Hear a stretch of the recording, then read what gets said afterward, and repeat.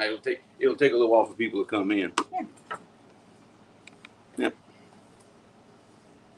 How you do that? Cool.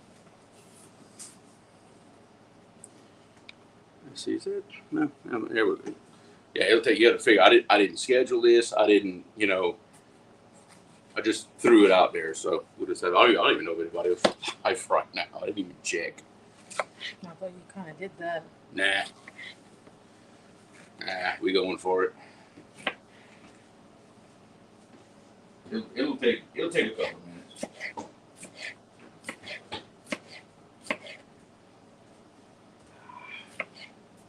Got one. Fishing the Mid-South, 205. What's going on? Guys, this is a very impromptu, last minute. Decided to go live while we were cooking. That's all this is. So, in case y'all are fussing because y'all missed the notifications, there weren't any. Yeah. We just went live. Laura was like, "Hey, you want to go live?" Yeah, sure. Why not? Why not? But like the title says, chicken fricassee. That's what we are cooking. Yep. Which I guess the rest of the country knows that is chicken fricassee. Yeah. Mispronouncing it. Yeah, but that's it. it's the French way to say it. That's all. 351 Cleveland, what's going on? Steve Ransom, pretty bunch. Yep, got a couple people floating in. Yeah, very, very last minute. All of a sudden, why not? Let's go live. Couldn't catch fish on the live yesterday, so we're gonna cook instead. Well, this is another Cajun delicacy. Yes, it is. Absolutely. But what she's doing right now is just, let me turn this down, just chopping the heck out of some onions and bell peppers and all that good stuff, kind of getting that ready. We'll show y'all what's going on as we get it. Yep. Perfect. Where's my beverage? Here we go. Yeah, since he's always the one cooking, so I figure people gonna think I don't know how to cook. So I'm just the Joey in this scenario. I'm letting Laura take care of this. You're the narrator. I am. I'm the narrator. I don't know what else. Oh, I got a few names for you. Carried off. What's going on, man? Like I say, we just last minute we decided to heck with it. We're going live. That's what I should have got at the store while we were there. Alcoholic beverages. This is my last frosty beverage. We had some shine. Oh, we used to. Till I drank it all. We used to. We had is the key word here. Had. We had. Yeah, we just do a little cooking. That's all. In fact, I can tease a little bit here. There we go. That's the star of the show right there. We got some chicken all seasoned up, ready to go. Actually, Frank, what we're doing is not very far from chicken and dumplings. Actually, it's not far at all. The process is basically the same, but we're doing it, our way. With onions, bell peppers, celery, all that stuff. How we do it. The cayenne pepper, garlic. But I'll show y'all the ingredients as we're adding them. We're starting off. We got 2 big bell peppers right here. Got 2 big, about 2 medium onions. That's what it calls for. Yeah, I've got some celery right here. I've got some minced garlic in the fridge. I'm using this. That's our potion. Seasoning blend right here. Which, if you would look this up, recipe on the internet, it calls for like the cayenne pepper, salt, garlic powder, all this. All this is in this right here. It's all in there. They say, and you can already tell the difference between my cooking and my wife's, because she's chopping those vegetables right here a lot more fine than what I normally do. It's preference. That's all it is. It's preference. I like those chunks of vegetables. Like when I cook my gravy, she likes them much smaller. All it is preference. It does not matter. All cooks the same. Yeah, it does. What's Chance doing? Chance is just, I don't know, he's just hanging out. Okay, y'all can see how fine she's chopping that up. But like I said, that's nothing but preference right there. That's all it is. All right, very good.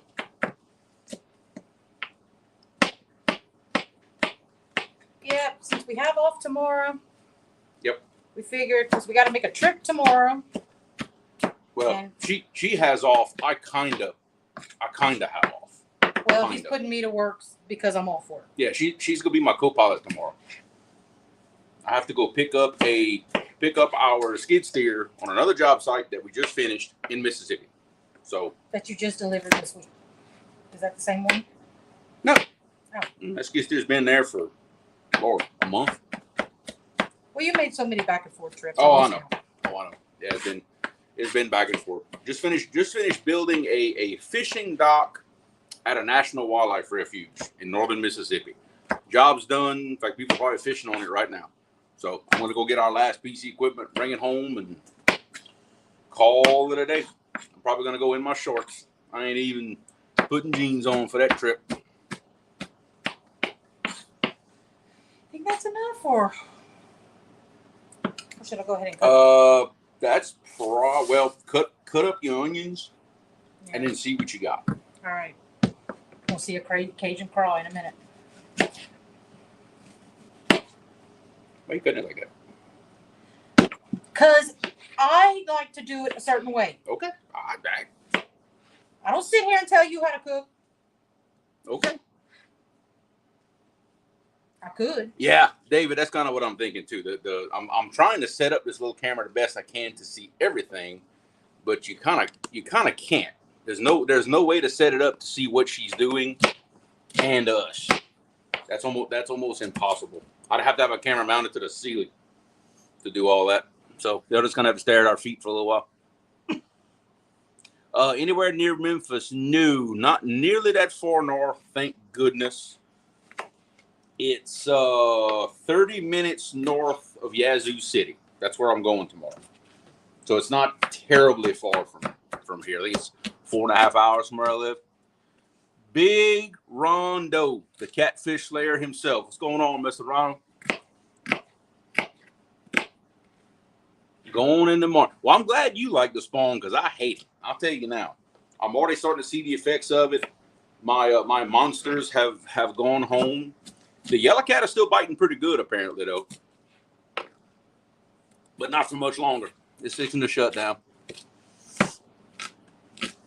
The yellow cat are fixing to shut down. They're still, I think they're still catching some small ones around your area, Rondo, which I know that's what y'all like. Y'all like catching those smaller ones to keep them. So that works out. I don't know why it's not burning my eyes yet. I don't know.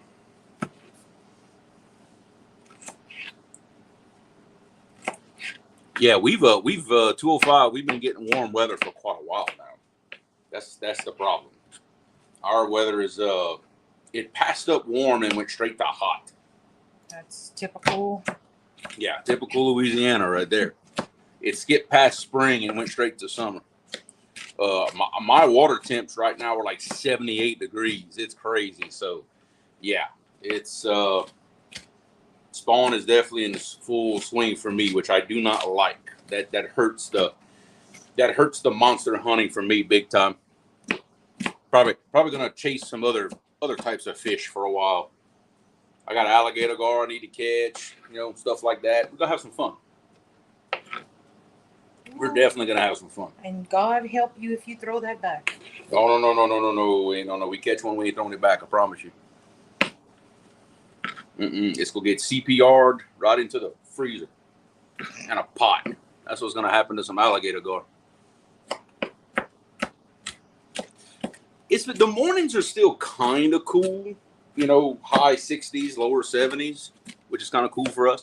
Martin, UK, what's going on, brother? We doing a little cooking.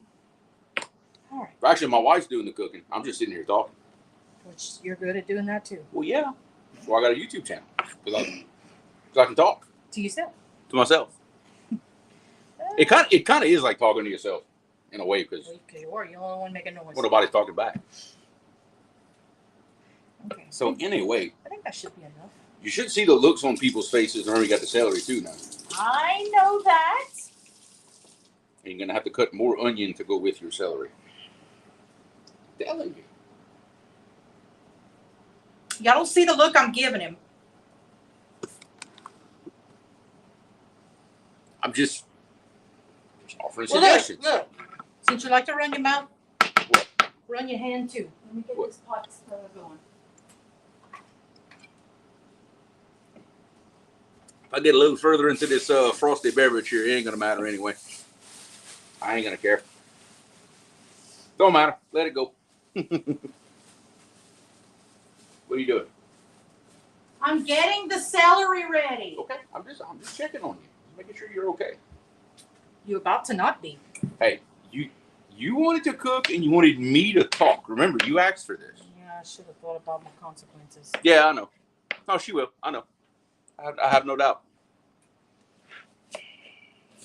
I have no doubt.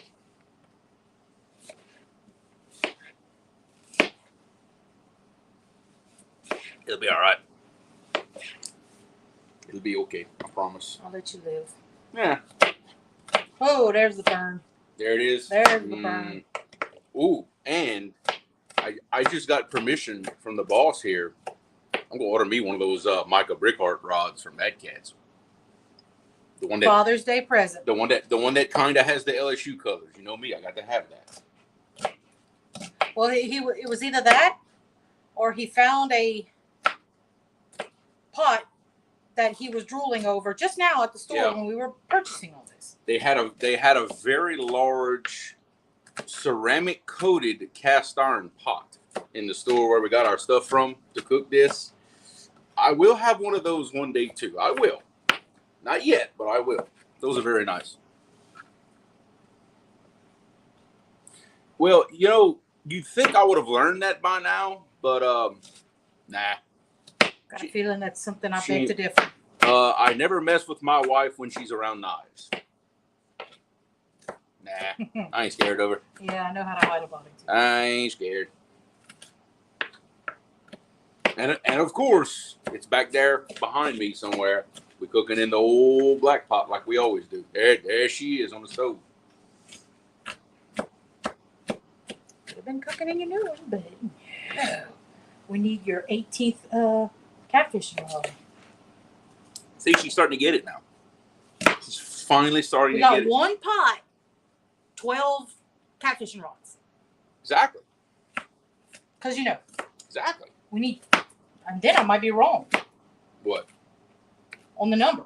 The 12 rods? 15? I really don't have that many compared to most people. I really don't. Like, I honest to God have I think I have 12 catfish rods, which most people would laugh at me because I don't have nearly enough, right? I know some of y'all in chat got way more than I do.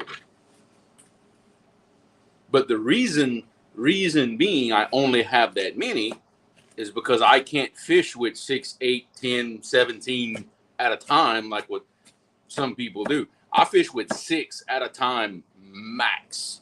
Most of the time it's 4. You did so good. I'm proud of you. Remember that knife theory? Gonna get good. Hey, 205, you're supposed to be on my side and say that no, that's not nearly enough. See, I thought we had an agreement here. See? People thought understand. We had an agreement here. People understand when to acknowledge they have a problem. Well, please wait. Let Jody get in here, ask her how many rods she got. Then we'll talk. Is this a competition? Yes, it is. Oh, okay. Yes, it is. He who dies with the most stuff wins. And you can't take it with you when you go. They make those caskets about 7.5 foot. You put them rods in there. Okay, what you gonna do with them? I don't know. Dave Garcher, what's going on? Cooking up some chicken fricasse in the kitchen today. Actually, my wife's cooking it. I'm sitting here running my mouth, heckling her, threatening violence, basically. Why not, right? Because that's what we do. Mid-Tennessee Hog Catcher, what's going on? That's where our destination is. That's right. We are going to. It is mid-Tennessee, I guess you can say. Pigeon Forge, Tennessee. In how many more days? Oh, I can't wait. Well, a week from today. Yep. Like right now, a week from right now. We would be showing up right we'd now. be almost there. Or close to it, yes. Rented us a very, very large cabin. We're going to chill out, yes. Okay. See, now 205, well, you need 12 medium heavy, 6 bait rods, 5 or 6 bait. Now we're talking. Now you're starting to see. And don't you have that already? No. Look, lady, what's going on?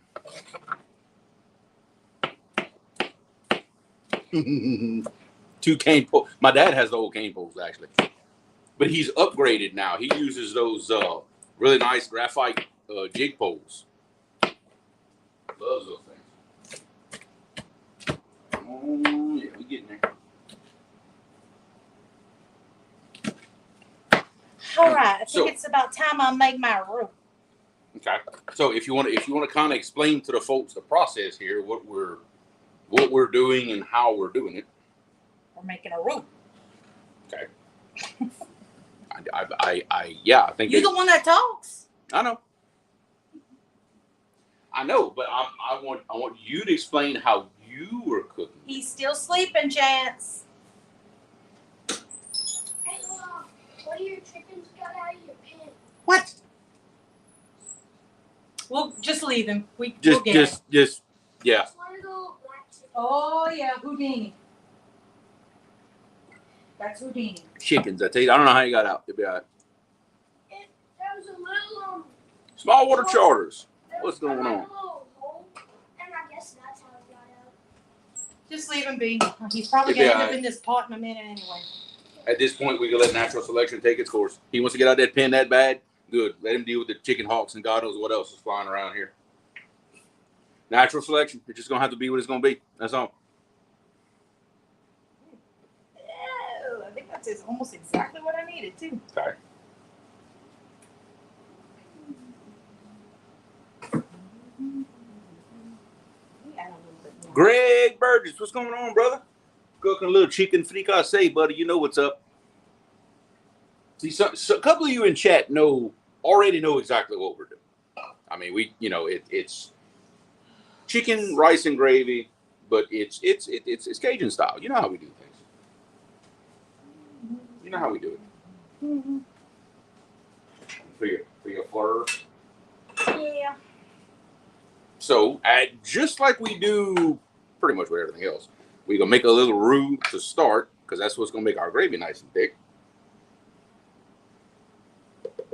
Especially for fricassee, it's very important. That gravy is like really, really thick. You can almost pick it up with a fork. That's how I like it anyway. Yeah. Flowers everywhere. All right.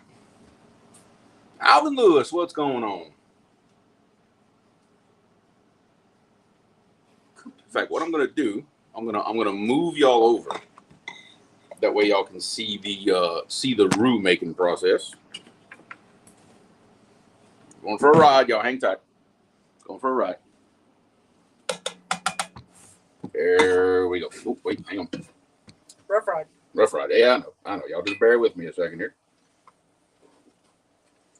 We didn't have time to properly prepare for this, so All right, there we go. All right.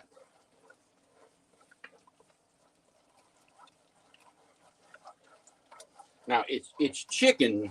So we're not making that same dark roux like y'all seen me make for the gumbo and stuff like that. It's going to be a little bit of a lighter roux. You might have to stand guard on the roux. No, that's fine.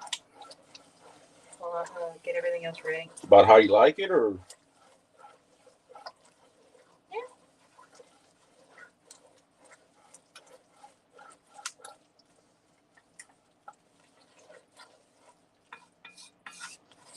Yeah, I think we'll make it like that.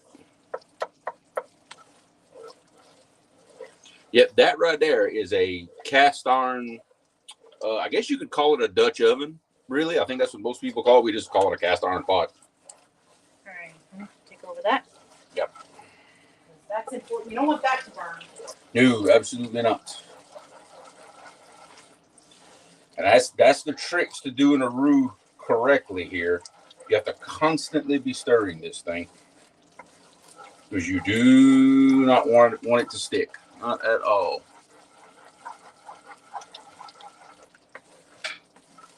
I think we need a hair more oil in this, maybe. I was kind of debating. Yeah, I was debating it too when I seen it start to cook. That's kind of what got me thinking that way. It's a little pasty, and when you're starting to cook a roux, I personally don't like it to be pasty like that. Cool. All right. Well, I had bought it for purposes. Ain't playing around, are you? No, I'm not. Give me a little shot. Oh, that'll do it. I like it. Okay. I like it. Perfect. There we go. I had accidentally popped the big man down. There we go. So that's a little more drippy. Just a little drippy. That's how I like it. You start off with equal parts. Like in this case, got about a cup of flour, about a cup of oil. But depending on what you're doing, you can either thicken it up a little or thin it out a little. Yeah. So now we can get this going. Now it takes a while. It's like it takes a while to get it going. But once it starts turning, it turns very fast. But I'm talking about the roux itself.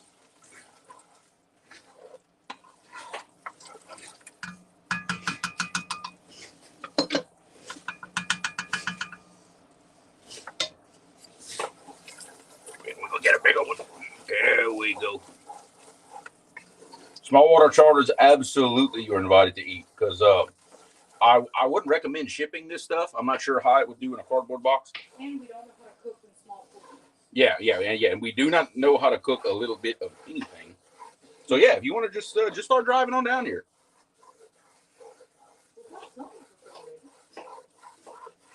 Or in your case, I believe you'd be coming west, because I believe you are from the Florida area, I believe. If I remember right. Miss Joy Stewart, what's going on? Shad Daddy, what's happening?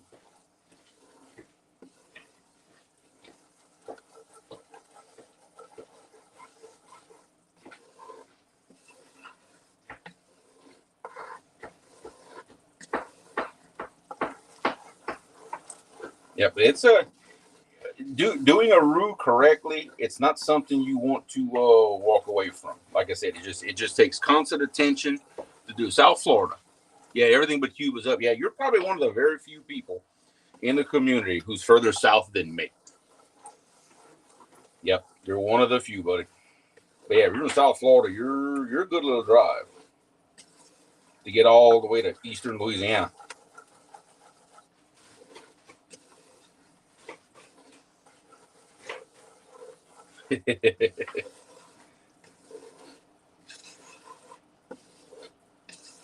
Yep, we've been saying we wanted to cook this for a while now, and I keep wanting to do different stuff for y'all when I'm cooking, because I'm taking now I don't want nobody to panic here when I say this.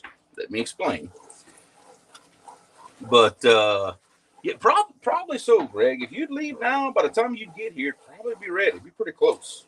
Because Homa's 3 hours, I think, from me. Yeah, tell me If I remember right. Bring some beer. You show up with a case of beer and you're invited. I'll tell you like that. Now, like I said, I don't want nobody to panic when I say the words I'm fixing to say. But we are taking a slightly different direction with the YouTube channel. Now, like I said, I don't want nobody panicking here. Trophy catfishing absolutely will still be the main focus, the main meat of the channel. But, however, I feel there's a lot of stuff that we do in this state that nobody else gets to see. Nobody else sometimes knows anything about. And I know Greg and a few others from my area would attest to this. Not just in fishing. Okay, there's a lot of species that we go after that y'all don't get to see. Look at the cooking here. Not many people get to see stuff like this. And not just that, but just some of the history, some of the cultural stuff. And so we're going to be an outdoors channel, no doubt about it. still primarily catfishing, but we're going to show y'all a little more of the way we live, I guess. You know, the way we live, how we do things, you know, why we do things the way we do. You know, so we're going to try to incorporate more cool stuff, because that was the kind of the original intent with the channel, was to show off Louisiana, because not a lot of people were doing it. Now, I can tell you on TikTok, there's a lot of Louisiana people. A lot. But YouTube still, there's not that many, you know. In fact, for those who are on TikTok, he's got a lot of followers now, but everybody knows the guy Cooking with Cajun. He's a he's grown very, very fast, and he's primarily a cooking TikTok channel. He actually, I don't know if he still lives there. I believe he does, but he's from right down the road from me. He literally lives 10 minutes from me. In fact, I didn't realize that's who he was. Somebody brought that to my attention, like, hey, you know who that is, right? I'm like, no.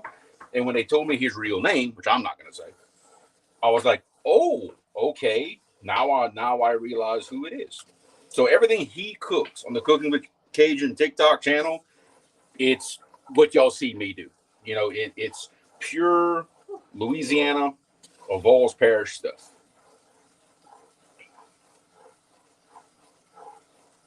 But that's what we're going to try to do. We're going to try to make this a Louisiana channel. Not, you know, like I said, catfishing will definitely still be 75% of what I do, because that's what I love doing. But in the meantime, maybe sometimes when the fishing's slow and not the best, we can show y'all some other cool stuff. We do wrong. No. Yeah, and also what I'm going to try to do, it's going to take me some time. I'm going to try to incorporate everything Louisiana that I possibly can. I would like to get to a point to where every product I use is either made in Louisiana, or sold by a Louisiana company, or maybe the people are from Louisiana that own the company. You know, that's what I would like to get to doing. You know, that's going to take some time, naturally. Like, for instance, I don't know any reel fishing reel companies from Louisiana. So 205 sister lives in Louisiana. Absolutely. I think we have the nicest people here in Louisiana, as long as you stay out of Walmart. I don't know why. All the you got mean people in Walmart. I don't know what it is. I think that's all Walmarts though. But as long as you stay out of Walmart, yes, you'll meet the nicest people. You'll never be the same. But that's what we're gonna try to do. You know, we got so much unique stuff that goes on down here with the fishing, with the outdoors, with the cooking, with the history and everything, that I think at this point in my YouTube career, I owe it to y'all to show y'all all this stuff. I think it's gonna be cool. And she's giving me a look. You see that? No, I'm not. There you are. Look. You see that look? See that look she's getting? Yeah, that look right there. Yeah, that look. 62 miles from here to Shreveport. Well, I'm assuming you must live in Arkansas somewhere then. I'm assuming you mean 62 miles south. Because if you got to go 62 miles north to go to Shreveport, then you ain't far from me at all. Snowbirds that come down. Yeah, I can about imagine. We don't get a lot of that because I kind of live in the middle of nowhere.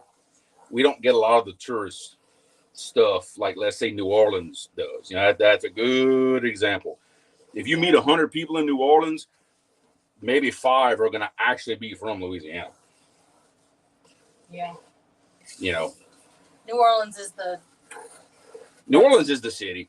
Okay, New Orleans is the city. Let's just get that out of the way now. It's the city. I really don't. We don't go very often. I don't. Next to never. Yeah. Maybe once a year, and that's it. That's debatable. I go if I have to. I actually worked a big project just outside of New Orleans, in Kenner, which is still a suburb of New Orleans. I don't know. I did not enjoy my time there. I didn't.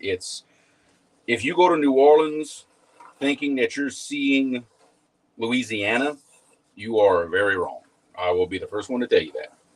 You are very wrong. You're seeing very much a cityfied version of Louisiana. I promise you. Let's see. I'm rattling on. I think I'm missing comments here. Let's see. Live on Lake Okeechobee. That's yeah. Of course, everybody going to Lake Okeechobee. That's a big attraction, I would imagine. Weekend tourists on Lake Fork. Snobby bass tournament, folks.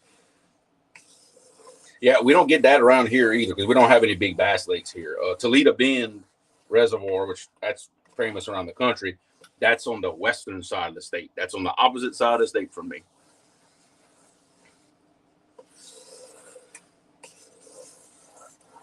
So we're still just stirring away at the roux. I know cooking this roux here is not the most exciting thing to watch. It's not. It's not. But, I guess we should have probably done that first and foremost before anything. Well, look, you know what? It's showing the process. This is real TV here, okay? This ain't just made up cooking show stuff where they got like 5 separate pots with stuff already done. Y'all get to see it. We'll put a little more. We'll put a little more sugar to it. Not sugar for real. Yeah. Put a little more heat. Now I'm cooking this on I'm just above low. I'm like number 2.5 on an electric stove. It's pretty low heat. You don't want to get crazy with this. He literally had to go show his wife how smooth the roux is. I appreciate that. Oh boy. We don't measure a lot, no, we do not. A lot of it is based off of memory and what our mama and papas and our moms and dad taught us. So. Basically, I know what it's supposed to look like.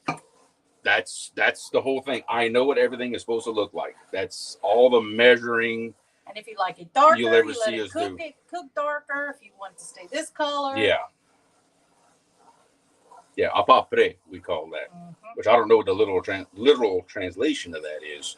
I think it's like without measure or something like that. Something like that. Your dad would know. I'm not fluent in the Cajun French. I wish I was, but I'm not. Ooh, my dad had to learn how to speak English. Yeah. Her dad, my father-in-law, who is how old? He's going to be 70 in September. He's going to be 70, 69 years old. He had to be taught English when he was what, 10?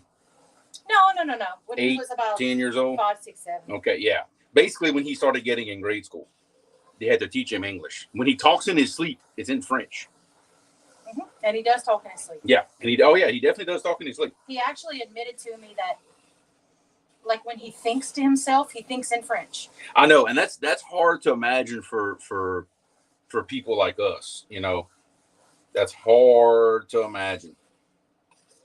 Which, by the way, I'm going to have to tell him what we're cooking because he's going to be waiting. Yeah, he's going to be waiting for a plate. That's fine. I'm fine with that. Which he lives like across the field from us. I mean, his house is like 800 feet from ours. You can probably smell it from his house almost. We open the back door. Yep. Sure we smell it. Yeah, that's the funny thing about roux. You know, every time I've done a roux, it's kind of always the same thing. It's like it takes forever. It takes about an hour for it to start changing colors. But once it does, it changes really fast. That's why you have to kind of what we call tata it. Yeah. Oh, yeah. You got to pomponner that. Another word. Basically, pomponner, you baby. You got a baby. Oh, yeah. Absolutely. Now, keep in mind, the roux we're making it's a little bit on the, I say watery side. It's because of the oil that's in it. Because when I cook it down, I don't want it to get real pasty. See, that's what happens when you don't make a roux thin enough to start out. When it really starts to brown up dark, it'll get real pasty on you, and it gets hard to manage. Now, if I were cooking this simply to put up and put in jars for later, it'd be a little bit different. I'd be cooking it a little bit thicker, and I would cook that sucker like the color of chocolate. I'd be cooking it really, really dark. And I don't know what it is, but the smell of a roux in a big cast iron pot, it just smells so doggone good. It actually, well, of course, it's flour and oil. Yeah, so you wouldn't think it smelled good, but it does. Yeah, it actually kind of smells like baked bread in a way, because we're cooking that flour until it actually starts getting dark. And then it don't smell so good anymore. Well, When it starts getting really dark, yeah, that's when it starts kind of not smelling the best. See, it's starting to turn colors a little bit. Yeah, it's a thin roux, but when it cooks down, it's gonna be like I want it. You know, when it starts thickening up. And that's me being a little conservative. Like my dad would tell me that my roux is a little bit too thin. That's what he would tell me. But it's a preference thing. It really is. Oh, look, if one thing, a family tradition recipe, it stays one way. Yeah. But I learned, don't matter how my dad can be standing next to me teaching me how to make a beef rice and gravy, it would still be different from his. Yeah, and I'll tell you for a fact that I cannot, no matter how hard I've tried, I cannot cook as good as my dad. I cannot do it. Same here. I kind of gave up on it after a while. That's why I just do things my way. Well, and my dad will tell you the same thing, that he can't cook as good as his dad did. You know. Oh, look, that's a. I don't know if it's everywhere, but down here, the first question asked, if I know my dad did, who's his mom and daddy, and can he cook? Yeah. I mean, look, and not if he's a good person. No. No. It don't. Can he cook? Yeah. Which, I'll be honest, down here, and this is a cultural thing. This is a cultural thing in my area. Kelly Bullock, what's going on, man? This is a cultural thing down here. The men are expected to know how to cook. Women? It is almost embarrassing, especially for a man my age. I'm 41 years old. Shut up. I don't want to hear you. She threw me off. It would be kind of embarrassing for a man my age in my area to admit that he can't cook. You know, it's very much expected of the men to know how to cook. I'm going to say on the big holidays, you know, your big cooking holidays, which are all of them for us. You know, we cook for anything. But, you know, Thanksgiving, Christmas, Easter, things like that, where you're cooking these big meals, a lot of family that come over. The men are the ones that are cooking all of the main dishes.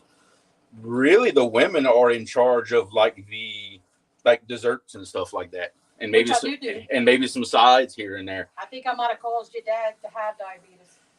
It's possible. He has no regrets though.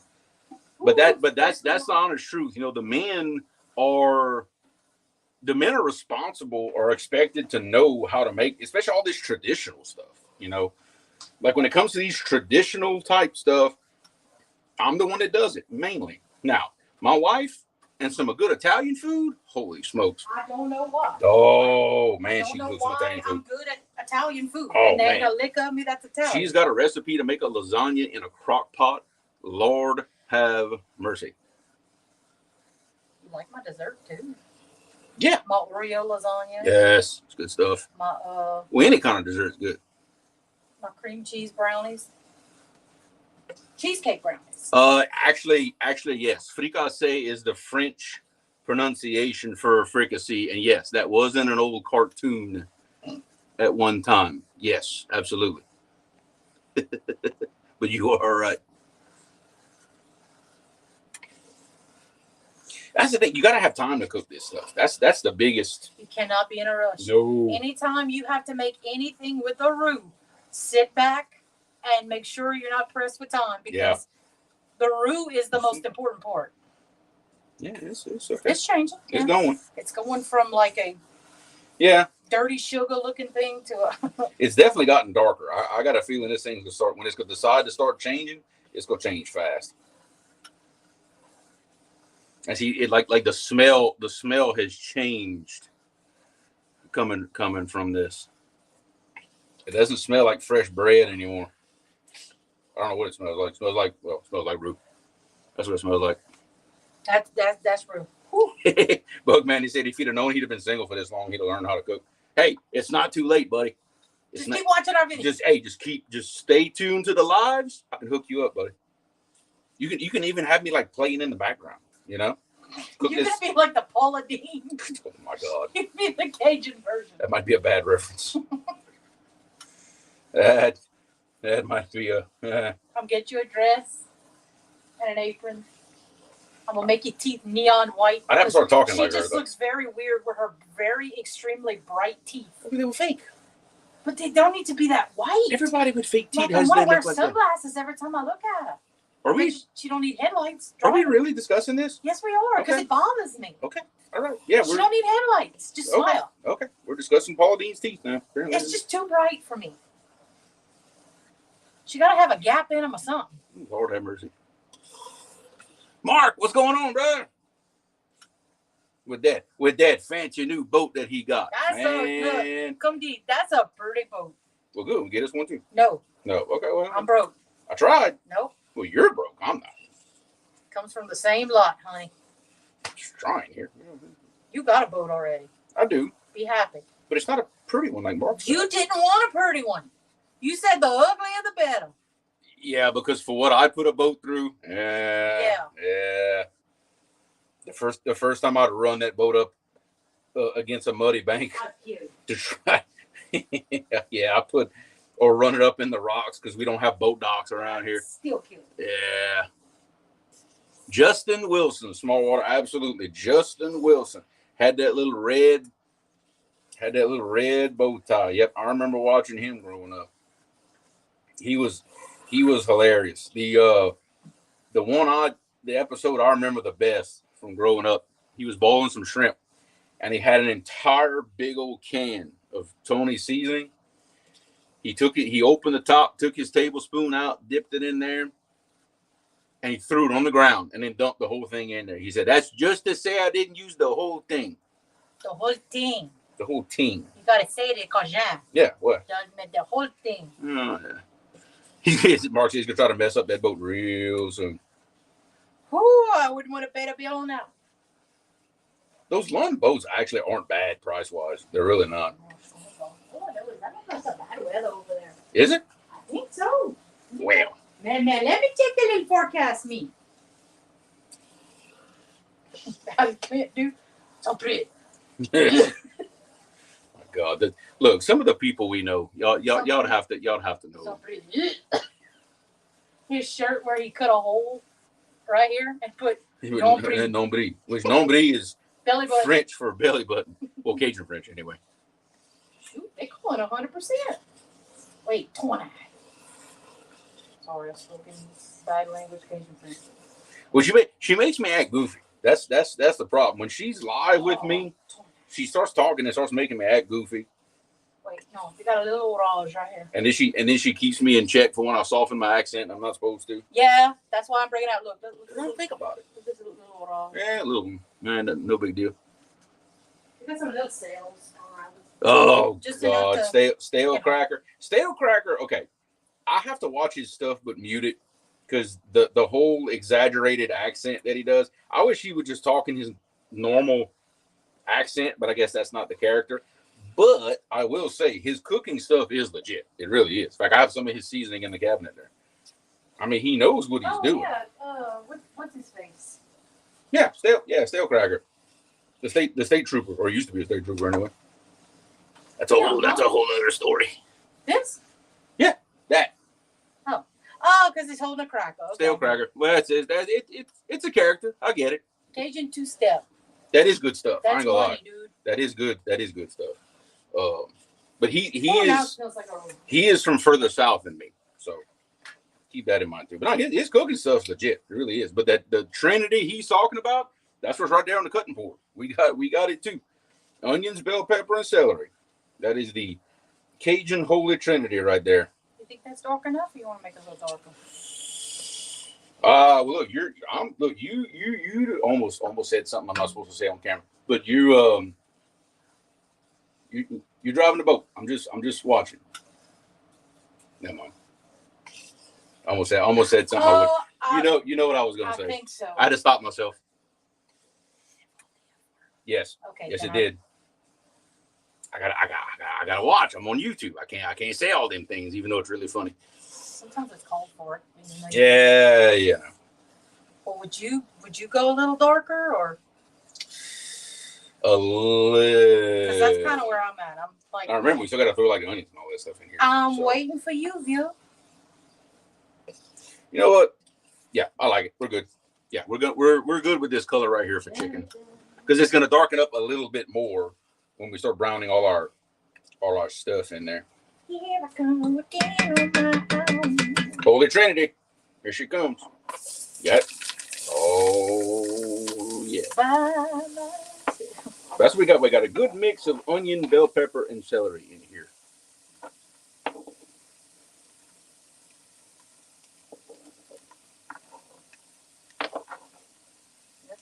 I'm just kind of keeping it from spilling on you. That's kind of what I was aiming for. All right, let me get the garlic. Let's brown it a little bit first. We'll add the garlic like in a couple of minutes. Ooh, yeah. Yep, we got some. Like how to stale crack. I said the onions, but that is actually how you say it in Cajun French. I tell you what, a big cup of water. Well, actually, I was gonna put the. I'll do the water. I think I need about 3 quarts. Well, we're just gonna have to add it as we go. Yeah. Oh, seasoning. You must seasoning.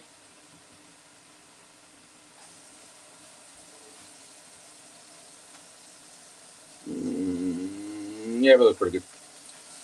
That's good. Whoa. I gotta brown it first. I know. Wait, it's gonna brown, honey.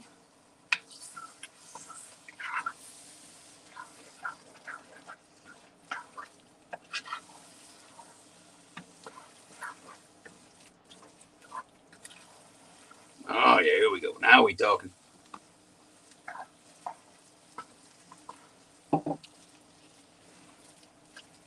Look here, I'm doing all the work. Here. You cooking. Ought to be ashamed of myself. But I'm not. You really should. But I'm not. Well, I mean, you always say that I take over stuff. So You do. Well, I'm not taking over no more. My shy little heart. Hey. All right, let's see here. Give me a hot pad, please. Hot pad. All right. There you go. Sliding all over the place now. Okay, I'm gonna actually move the camera just for a bit because I need to hook my battery back up. When we got things browned up, I'll put the camera back over there.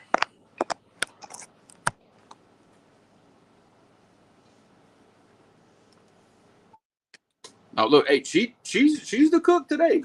She's the cook today. I promised her that I would let her do her thing, and I ain't gonna mess with her. So that's what I'm gonna do. I'm gonna get out of the way. I'm gonna let her do her thing. Ah, yes, very good. But for those who didn't see earlier, that's the start of the show right here. I have another plate full of this, but this is basically a cut up. It's listed in the store as a whole fryer. This is a whole fryer chicken cut up, all the parts. We got the whole fryer, and we added some leg quarters in there just to make sure we had enough to cover anything. Oh, that's what it is. My tripod was leaning. That's why y'all look funny. Okay, that's better. Small water. Thank you, brother. I appreciate it. But it's full of stuff. I got stuff everywhere. But hey, it's lived in. That's the right term for that. Oh yeah. I promise you. It's lived in. This house is well lived in. Oh yeah. That's the way we like it. But I appreciate y'all. I know this was a not planned, last minute, decided to go live kind of thing. Appreciate y'all hanging out. We got a deep. It's still. I thought I changed that one. No, not that. I didn't. No, I put that one above your head over there. How you doing on water? I just added a little bit more. Okay.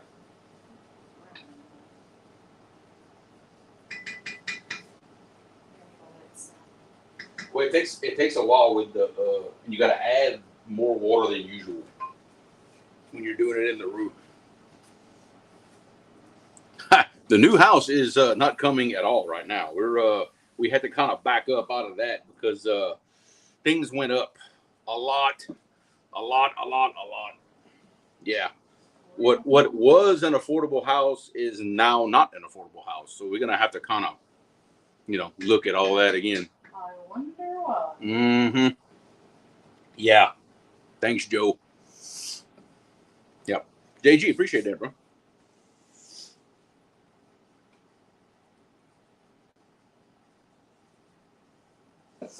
Yep.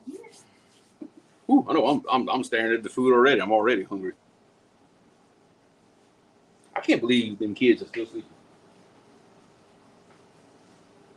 Yep. They decided to go take them a nap, and that was it. Yeah, Mark. Yeah, you know what I'm talking about. Yeah, basically right about a $250,000 house turned into a $400,000 house really quick. So it was like, yeah, we need to revisit that idea. Yeah. Oh well, JG, I ain't gotta. If that's the business you're in, then I ain't gotta tell you. Look, I'm in the construction business. Materials across the board, everything went up. It's crazy. Jobs that we bid for certain prices just went up all that much, and there's nothing you can do. You sign the contracts, and that's just what it is. Oh well, ain't no use complaining about it. All you can do is go vote and pray. That's about it.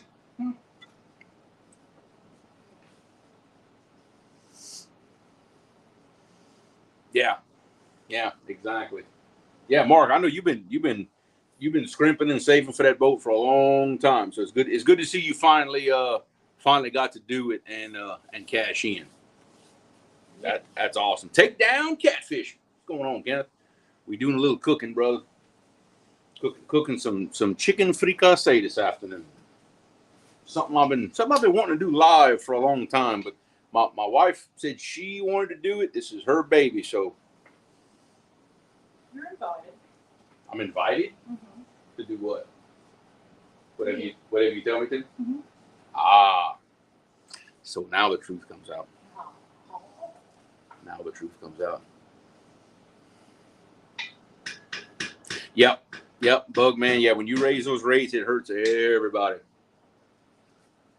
Oh, It even trickles down to us in even commercial construction like we do.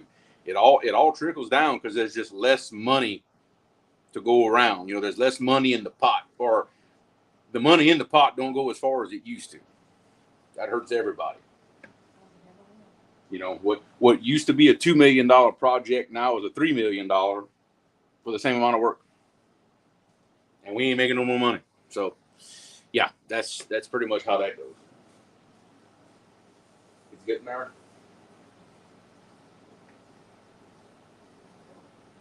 Well, keep in mind, you're gonna boil this for a long time, right?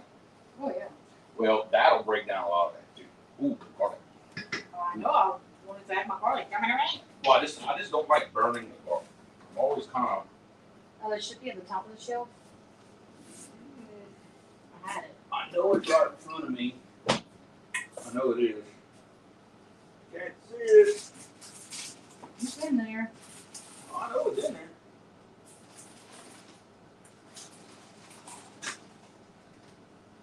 Well, If you would move, I see it. where? Oh, that's cheap. Good for you. Nah.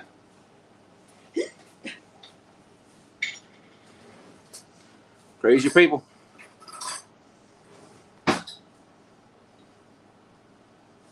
Yeah, exactly. Freight is terrible. Fuel is terrible. Everything is just terrible. Terrible.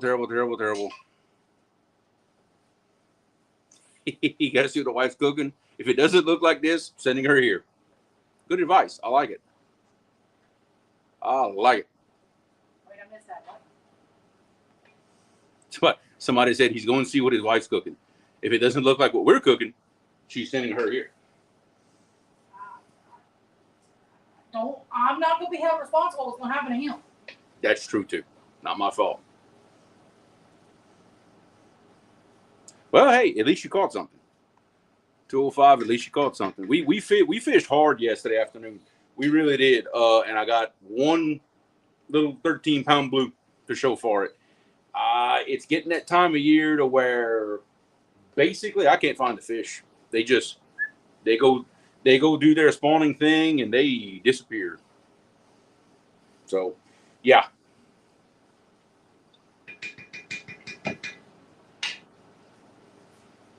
But that's it's that time of year. There's no use avoiding it, no use complaining about it. It happens every year. So, but we just at least we did really, really, really good all up until this point, you know, and to catch those big yellow cat on the bank the other night on a live, that was just when everything just comes together every now and then.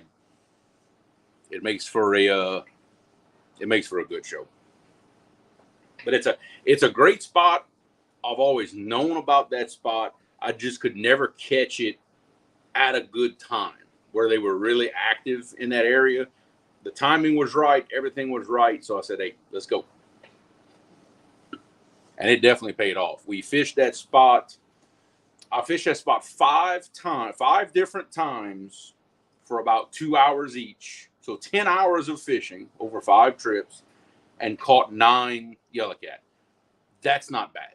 Not bad at all. You know, ranging anywhere from 5 pounds to that 40 plus, I'm going to call it. I mean, I called it 40 on the live because no scale, no tape, no nothing, but 40 plus, and I'm extremely comfortable saying that. Most of y'all know it was bigger than 40, but I'm good with that. I am good with that. Yeah, no kidding. Yeah, rate starts dropping. I ain't going nowhere. That's the thing. I love the property we live on. It's just I want a new house on this property. That's my trick. That's my trick right there. And 205, the best part it was, because remember, it wasn't me that pulled it in. You know, I had some people say, "Hey, congrats on the new PB." I did not reel that fish in. It was my buddy Matt, my coworker. Just so happened, you know, because he and I share a cabin when we stay out of town for work. And every time when I'd come in from fishing, smelling like fish, like, man, you caught something? I'd tell him what I'm catching. So finally, I told him, I said, Matt, come with me. You know, I'll let you pull in some fish. And he finally came, helped me catch bait, actually. A lot of the big brim that I had for bait was thanks to him. He found a little hole that we caught him in. And at first, he didn't want to touch the rods. He didn't want to do nothing. I said, Matt, you either come reel these fish in or I'm cutting the line. I ain't giving you a choice. So I'm very happy we caught those big fish. He got to reel them in. So it's a new PB for him, not for me. It would have been a PB for me. I can tell you now. That fish was bigger than my biggest one I've ever caught on rod and reel. So, yeah. But I'm just as excited. Just as excited if it had been me. Possibly more excited. I love putting people on fish. I think I need to add my water and let it simmer for about 60 by 120. Yeah. Oh, yeah. More property is always a good thing. I'm sitting on 4 acres. And if it wouldn't be for having to cut the grass, I'd want more. The only down part is you got to cut all that. I was thinking about putting my water and letting it simmer for about 30 minutes. It ain't gonna hurt a thing. Yeah, let it boil good. And that's actually a tip from Dad is to put the water in it and boil just the gravy for a while. It takes a little more of that root taste out of it. So yeah, definitely the right thing to do. I'm gonna put like 3 quarts, maybe. Well, JG, I don't know about all that. I'm good at it when I know how tall or big the person is holding the fish. Then I get pretty good at it. I get way off when somebody's way taller or way shorter than what I realize. You know, that's what it is with me. I judge it based on the person's size, and if I know the person, I'm usually pretty close. And you know, catch enough fish, you just kind of know, hey, the fish should be this much, you know. Well, I ain't gonna lie, that big John Deere we got, it does a pretty good job. I can cut it in what, about an hour and a half. We can cut our grass. If you just if you just don't stop, yeah, I can cut an hour and a half. And that thing moves. Oh yeah. Oh yeah, it'll definitely get through it. That's good. I would put no more than that just yet.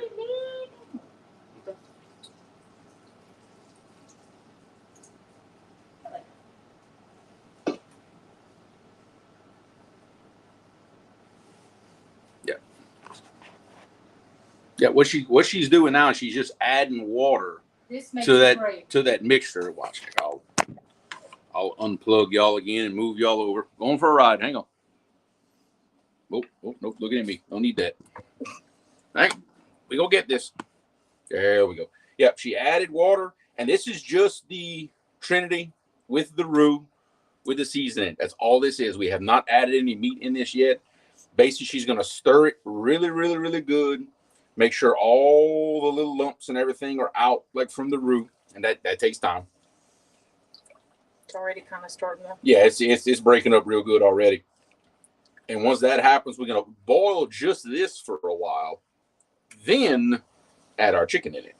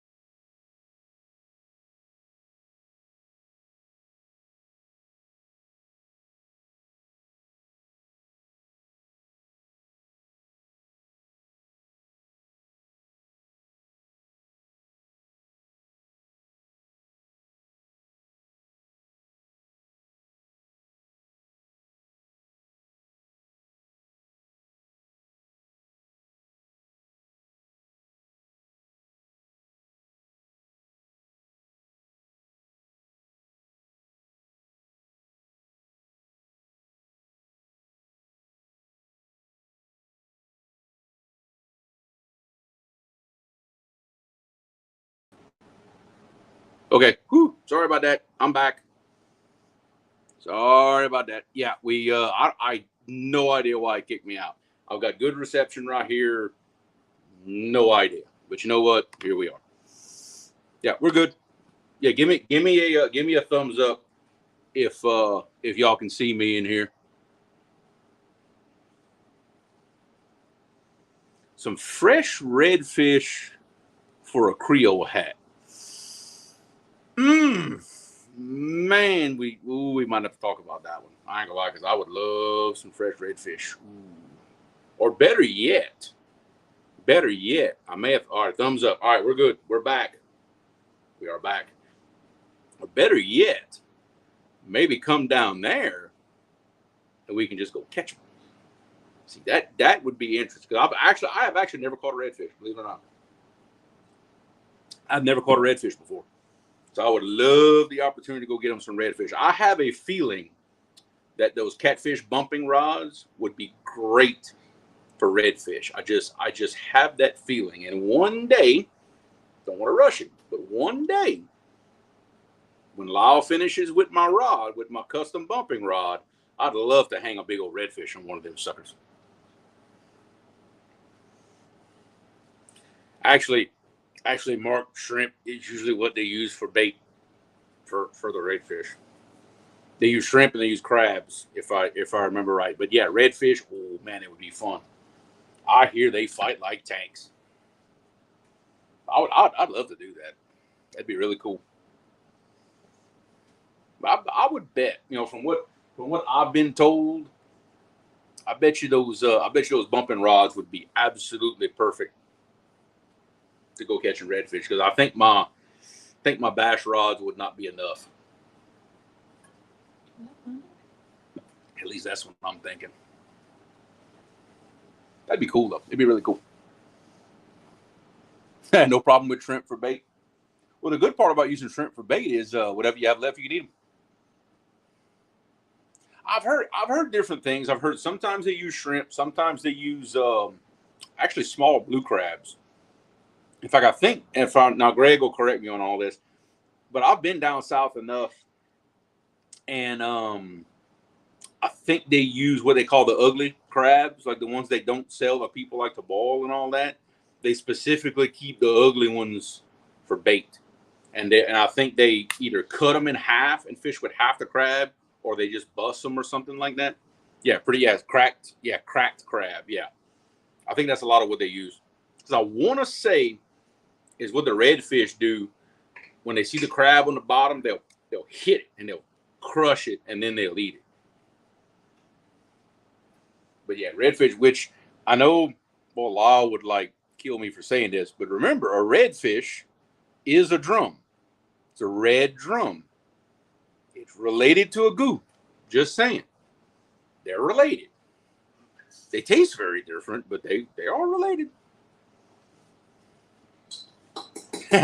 Cooked shrimp in a jar of cocktail sauce. That's what I'm talking about right there. I love me some shrimp. It's one of my favorite things. And maybe I'm just weird, but I just love me some shrimp. Shrimp just stinks to me. She doesn't like the smell of shrimp, but yet she loves crawfish. And to me, crawfish smells stronger than shrimp. No, I don't know if it's the texture of a shrimp or for one thing. They're awesome. That's what they are. I just can't They're get awesome. past it. You just don't know what's good. I know it's about to be good. What? Just spoon across your forehead. See, it's come to this. See, that's what I'm talking about. It hasn't come to nothing. What? It has long ago happened. You're just in denial. Y'all are my witness. Yeah. Y'all are my witness. Well, Hey, a YouTube live video can be admitted as evidence in criminal court. Just Mark, back me up here. I agree. So she goes to whatever saying. What? Don't look at me like that. I'm just gonna look at y'all. I'm gonna quit looking at her. I'm gonna look at y'all. Yeah, that's kind of how I'm thinking this is gonna go. Yeah, they will admit a YouTube video in a criminal court case. I'm just saying. It can happen. They can also edit too. No. Oh, come on, Mark. Killing me. He's like, nope, got nothing for you. I see whose side you're on, Mark. Just like, good. No. Ow! I think it works. What the hell? This is gonna be one of those. And I got 6 more to go.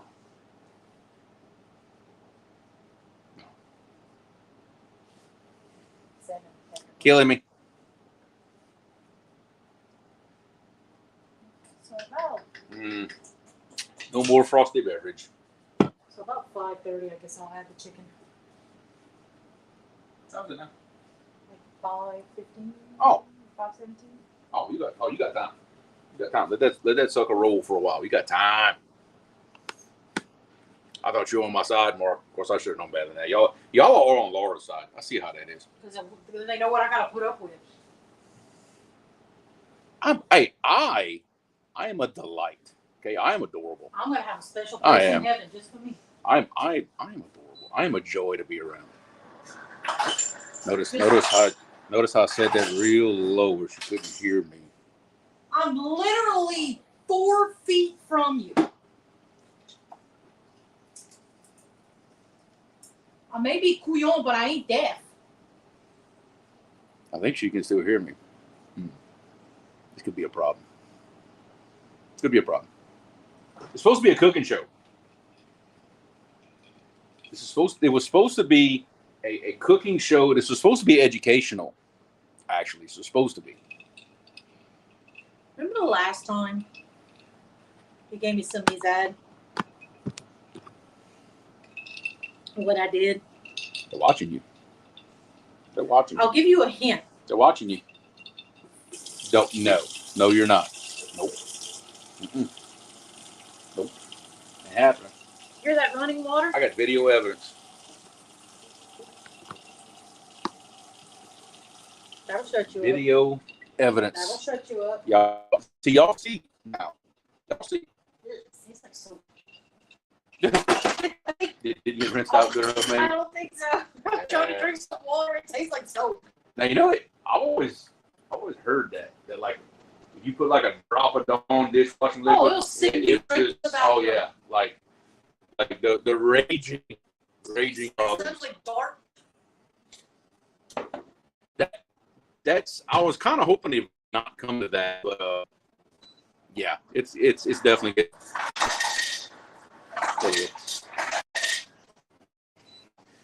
Yeah, see, this is how it's gonna go. Like in about 15 minutes of me messing with it, I'm gonna lose signal, and then when I finally come back live, like I'll be bleeding on this side of my face. Red, smack into a wall. Try to Yeah. win. They've got the right idea. Highlight area. $10 super chat. Appreciate it, Dave. It's Better Fixer Good Drink Fund to make things all better. Stiff. If you don't drink, it's not much. You're about to make me. What's my favorite saying? I don't drink, but you make me. Then this live would get interesting. It would get real interesting. Because she has like no tolerance. None. So, oh yeah, this show would get really interesting. His drizzle for his bread pudding consists of what? Rum? Oh, look, see? So that's She was making her move. She's watching. She was making her move. still taste the soap. It must be something with that weather coming in that it's skipping the Yeah, but it's like little sail. Yeah. Right. I taste the dog detergent for the Cascade. It's not water, is it? I don't know. But it's We might have not got. the refrigerator. We might have got sabotaged. Yeah, I see how it. I actually tried to go live on YouTube before I started this, but I kind of aggravated and I just went on StreamYard. I rather do StreamYard.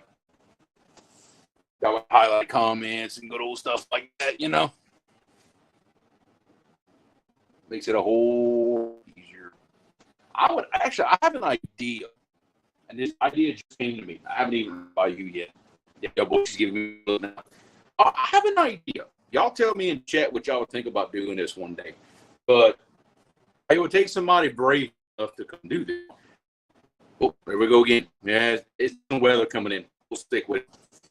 But I'd love to like one of these cooking things, but actually have somebody up here like as a guest, and then them do it along with me, and actually teach them how to do it, but live. What you think? Could work for the right guest, someone comfortable on camera and to take a shot at it. I wouldn't mind something like that. Yeah, or if somebody would reach out to me and say, "Hey, can you show me how to do it? Heck, let's do it live." Just a thought. I think about things like that sometimes. Let's see. I would switch to the Wi-Fi, but I'm kind of afraid of it. I don't trust it right now. Getting there? Yep. That's kind of what I'm thinking. I think it might be. Now, of course, it is. I would think more simple. I think a gumbo might be. Of course, I don't know. Well, gumbo's not that complicated. You just Yeah, gotta have anyway. fun. Yeah. I think it could be done. Or even if it's just to make a roux or something, you know? I don't know. You always have to try different stuff. That's kind of what I'm thinking, you know? Try different things. Make it new. Because that's the it's part of what I do for a living, but I teach people, I train people, and I enjoy that part of it, teaching people stuff. That's why I like being on Rod's show so much, is that it gives me that need to teach people. So I like it.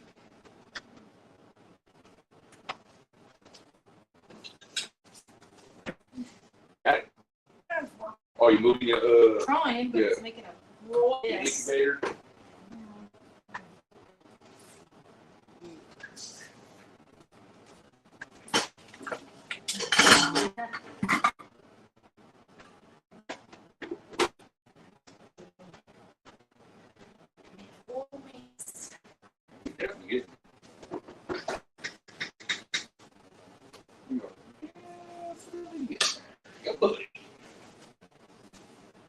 Let it cook a little while longer. Breaking up. Okay. All right. I'm gonna try something here.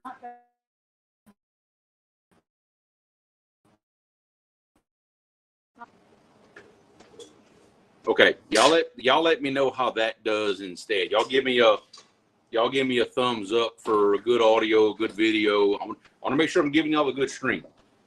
I don't want to mess nothing up. Yeah, y'all let me know how that is right there, and I'll make some adjustments if I got to. No idea why it decided to give me trouble today, but that's how it is sometimes. Oh, my phone's not getting. Ooh, you know what?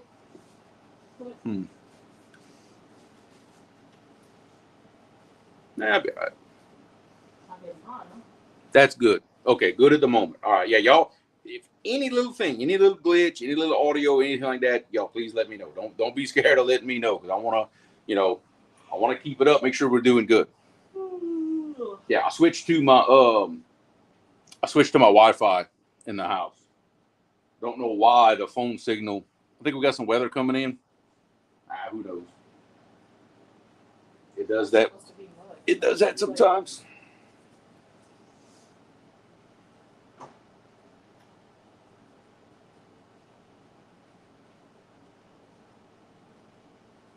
Awesome. Let's see. Watch. We can kind of show a little more about what we got going on here. And there we go. Look at that. Turn the other way. The other way. Other way. Sorry. The other way. I swear I've never done this before. There we go. Got us a good little sauce going. Just trying to boil it a little more. Kind of let that stuff break up before we put our chicken in there. That's looking pretty good though. I like it. Yeah. Okay. Take y'all back around. See, if I was really fancy, like I'd have one of those camera splitters and different views, and we're not fancy like that. We are not fancy like that at all. Okay, there we go. Turn my battery back on so my phone don't go dead.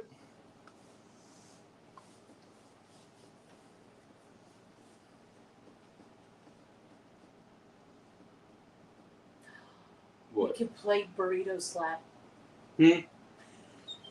Really? You remember what happened last time we did that? Last time we did that, that didn't turn out well for you. It didn't turn out very well for you either. No, but I won. I can tell you now. I definitely won.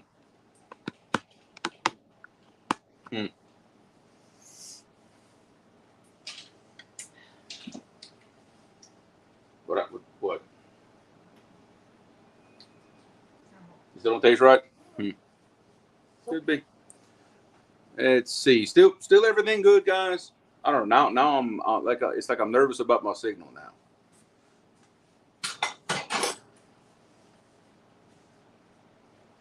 Because I can see I'm going to have to fight this. Well, it's not supposed to be much weather. It's like not at all. Yeah, but it's enough to mess everything up. That's for sure. It is definitely enough to mess everything up.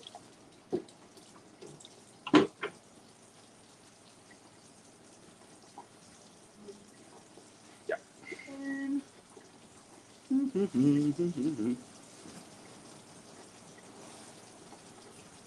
Gotta have that on there. Yeah, I'm not getting responses in chat, so it's making me think that something is not right. and I don't like that. So, all right, hang on, guys.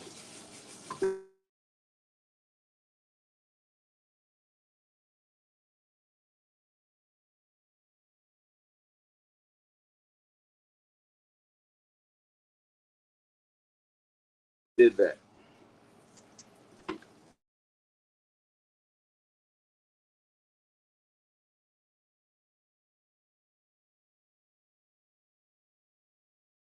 Come on now. Okay, there we go. We're back. Phone signal issues. You know how it is.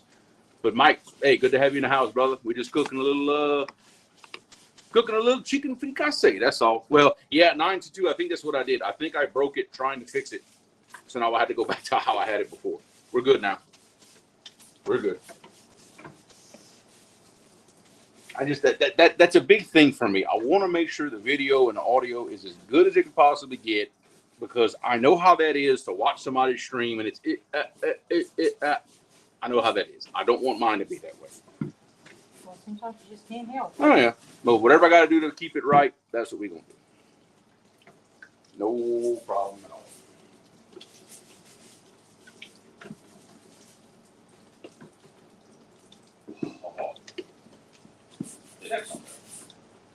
Do some what?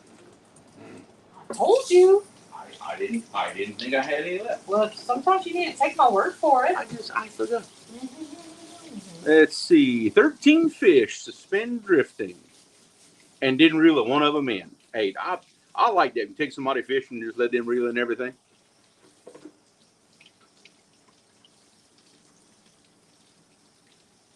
Yep, I love it. Fix me a little something. Be right back. Let's see what we're going to do here.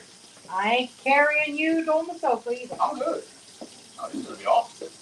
I bet it will. This is going to be awesome. I'll be able to get you and you won't even know it.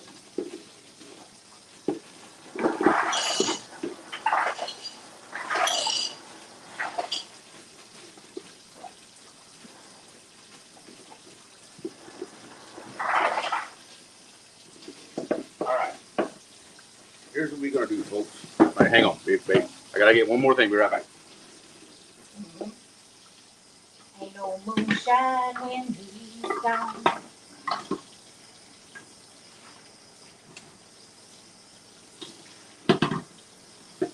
Now, hot water, hot. All right. I will be. Okay. Here's what we're going to do. To supplement the cooking today. Let's see. Hang on a second. Okay. Let me make sure I didn't miss chat. Okay. To supplement the cooking, if I can open this thing, because it's been sealed for a while. Oh, I don't know if I can open it. Come on, Hercules. Ooh, that jar is yeah. Don't you need maybe run some hot water on it? I have to do something. And what I don't want is that this mason jar to break in my hands. You do not want that. I go show you how good this stuff is. It's been sealed in a jar so long I can't even open it.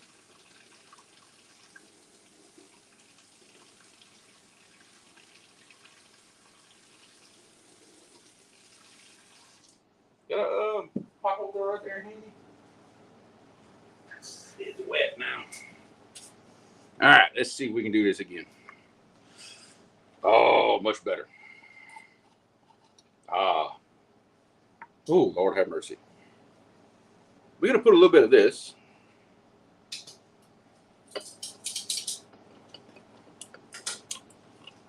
The chicken is in the pot. Oh, you put it in? Yep. I was going to film that. I just put chicken in I was going to film that. You're killing. I will lift My the job chicken. is. What's going on, brother? You are just in time. Chicken fricasse, the Cajun style, and fixing a little something to go with that. And all I have is either Mountain Dew or Pepsi as a mixer. So Pepsi it is. So basically what we've got here, I don't know how this is going to turn out.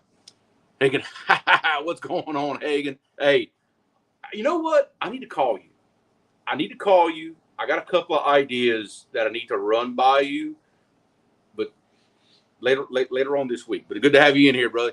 Hey, come on down. You'll be here in what, 8 hours? 8 hours, something like that. But basically, what we've got going on here is a little bit of Pepsi and a little bit of you know what? The heck with it. I'll say it. It's apple pie moonshine. Homemade though. This is homemade stuff. What? Who ate all my cookies? I ate some. So you left me 2? I didn't eat that many. No. Nope. I'm about to start hiding my stuff. Well, you know the rules. You can't buy stuff that other people like. You can't do that. It doesn't work. It just does not work. But yep, but Hagen, we are in the kitchen, brother. Obviously, I'm not fishing. Cooking up some chicken fricase, rice and gravy, having a little beverage. Mike, you've never made jambalaya before? I find that awfully surprising. But I bet you it turned out awesome. Now, question: did you make a red one or did you make a brown one? Because there's 2 different ways to do it. Both of them are correct. Cheers. Oh, wow. Yeah, won't be the last time I do that. Wow. Yeah, this, I got this from a friend of my brother's, but you can still see the cinnamon stick that's halfway melted in this. It's been there a while.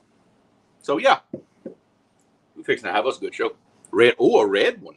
I have actually never cooked a red jambalaya. I always make the brown one because that's kind of like traditional for our area is to make the brown jambalaya, but the red one is very good. In fact, you may have inspired me. That might be my my next thing I want to try is the red jambalaya. It's pretty good. You taste? No. It's awesome. I'm telling you. Like that I'm is. still upset about my cookies. Huh? I'll get you some more cookies. It's a limited time. Oh, they always say that. Cheers, brother. Yeah, take you a sip of that. That is good. Of course, it tastes weird with the cookie I just ate. Apparently, Oreo makes a s'mores Oreo. Tell you what, it tastes pretty good now. And she made and she made the sad mistake of like, here, try this. Yeah, good stuff, isn't it? We're fixing to have a good show. I am hiding my stuff now. Yeah, the brown is how I've always done it. That's how I grew up. And the thing is with a jambalaya, I love it. It's a lot like a gumbo. All bets are off. You can make it whatever you want. Honestly, you really can. I've never known something to be not good in a jambalaya. My personal favorite is the pork and smoked sausage. That's like the common one, I guess. But man, like a seafood jambalaya is just, oh man, it's all good. It really is. Hopefully you filmed it. Hopefully we're gonna see a video on that because I definitely want to see your style. Hey, take it easy, brother. Hope you have a good one. And I will holler at you. Don't worry. Mike, the hardest thing that drives me crazy about making a jambalaya is, oh really? You want that? I took some before you left. No, I did take some. How bad? The thing is with a jambalaya that it drives me crazy is that part where you add your rice, shut off the fire, put the lid on it, and you can't even look at it for like 30 minutes. It's very hard to do that. It's hard to just not go near it. And that's what we have to do right now. Kind of. Well, that you can at least open it up and kind of look at it. When you're cooking a jambalaya, you don't want to open your pot because all your heat escapes and you're not cooking your rice like you're supposed to. That takes a little bit of practice to get right. You know, and also takes a little bit of practice to see. Look, when I was first learning how to do this, same thing. I would make the same mistake, thinking that you're going to leave it in there, leave that fire on low. You burn the bottom of it every time. But I bet you it was still good, though. I bet anything it was still good. Yeah, I know, but like I said, JG, for jambalaya, and I have done that. I know for sure I made a video on it. I'm not sure if I've done it live for y'all. I'm pretty sure I did. That's the hardest part is, now what I do personally, this is me. I make sure, if anything, I put a little too much water, like a little more than I know I need to cook my rice. Filmed it. Perfect. I definitely want to check that out. I want to see how you do it. I really do. The little trick that I use a lot is I put a little bit more water than I know I need, just a little bit. And I make sure that before I add my rice, I crank my heat up. I really crank it up, get it to a hard rolling boil. Throw my rice in, stir it one time, put the lid on it, shut her off, and then done. That's how I've kind of taught myself how to do it. That way, and that old cast iron I use, it retains the heat real well. But that's the trick I use. Tad, well, okay. Now, Mike, I'll be honest with you. How I cook jambalaya, when it's done, a lot of people would say my rice is mushy. Because I kind of like it that way, to be honest with you. So you may, in fact, I'm very curious to see the video and what your texture was like when you were done with it. I would bet money that when you were finished, you probably made one exactly how I would have done it for myself. Because most people with jambalaya, I find it's too dry for my liking. I like it when it's mushy. So you probably did one perfect for me. Probably. I would bet anything. That's how I like it. I don't like jambalaya the consistency of, let's say, dirty rice. That's about the best way I can describe it. I don't like it that consistency. I like it where you can like scoop it in an ice cream scoop. Yeah, do that, Mike. But again, it's jambalaya.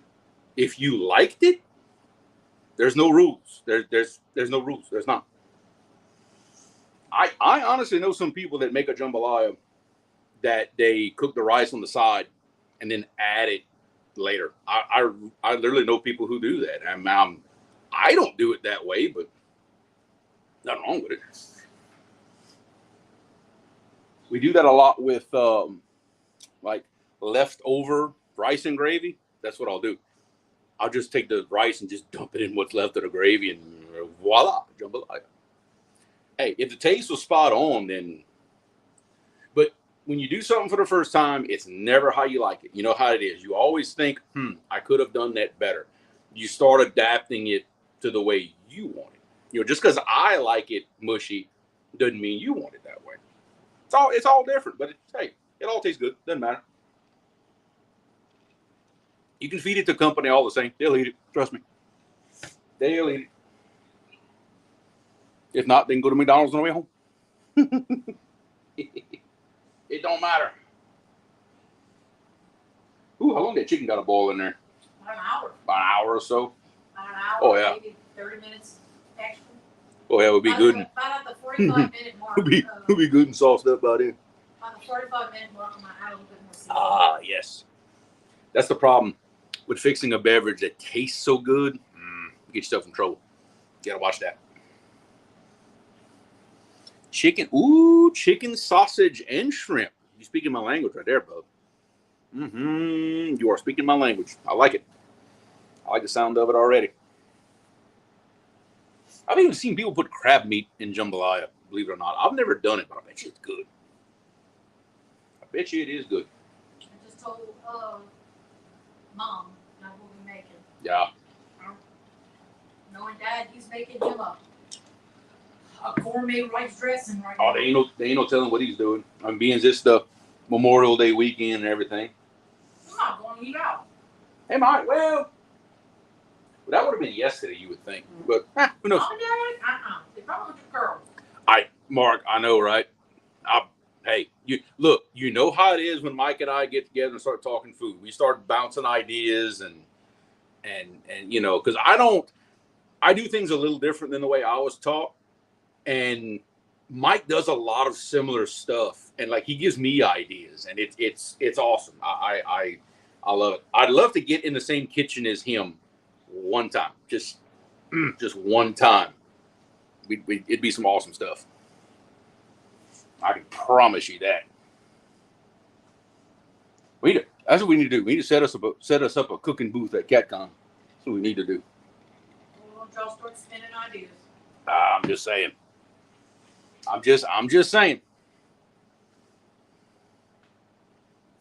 Sean T, what's happening? Some crispy bacon in jambalaya. Well, bacon makes everything better. See, now you're gonna really get Mark excited talking about putting bacon in jambalaya. Ooh, now I know some people who will cook crispy bacon to put grease in the bottom of the pot, and that's how they brown their meat. I know people who do that. I know, right? Clogged artery syndrome. It's a pork fat thing. See, look, look, we are inspiring people. David Smith said he's doing ribs tomorrow. Boy, that'd be good too. And I'm no good at that. Like the whole barbecue thing. Good. What? No, since we've used an air fryer. Grilling hamburgers is not barbecuing. There, I said it. I mean, like barbecue. Mike, you know what I mean. I don't know your hamburgers in the air fryer.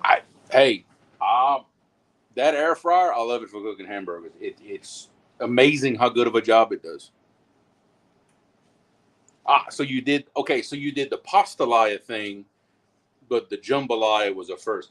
The only difference is you just got to have more liquid for your rice. That's all. It's fine. Have I cooked pastalaya before? No. I haven't. I've always just done the rice thing. You've done a jambalaya. You've done a gumbo. Yeah, I've eaten it 100 times. Fish etouffee. It's good. As y'all can see, I'm not real picky. I'll eat. You know what I mean?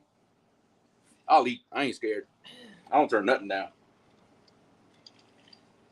I am not a food snob. I promise. That thing is freaky. It works though. Yeah. Okay. Don't you? Wow, let me see this thing. Okay. It works. My wife bought this on, I guess, on Amazon. Amazon. Okay. It's supposed to be a lighter. Okay. Yes. But I think she's lying to me, honestly. Let's see. No, go up. Press the button. Did I press the button? Does that look like a lighter to you? I think she secretly bought a taser, and she just don't want to tell me. You want to try it? And she's gonna tase my ass when I ain't looking. She thought I was gonna do it. Get that thing away from me. Yeah, Mike, me either. I ain't picky, dude. I mean, it works as a lighter, but I really think it's what it is. That is a personal taser. Right there. And you just. Mike, can you imagine if we showed up at CatCon, like massive cast iron pot, and just like rolling it through the door at CatCon? If y'all would do that, you need to get your LSU pot. But no, I'm talking like a pot like I could sit in, like when it's big. Oh, like the one that Dad had for our wedding? Like his big cracking pot that he used to have. Cool. That pot's the size of my kitchen. The one he sold. Two people could get in. It took 2 boat paddles to stir the rice. 2 boat paddles. I think I have the picture. Mm-hmm. Yeah, because when we got married, that was one of the things. Her dad made like a massive jambalaya, like for what, 400 people? Wow. Yeah, big cast iron crackling pot. You could 2 people could take a bath in it. I can promise you, it's good stuff.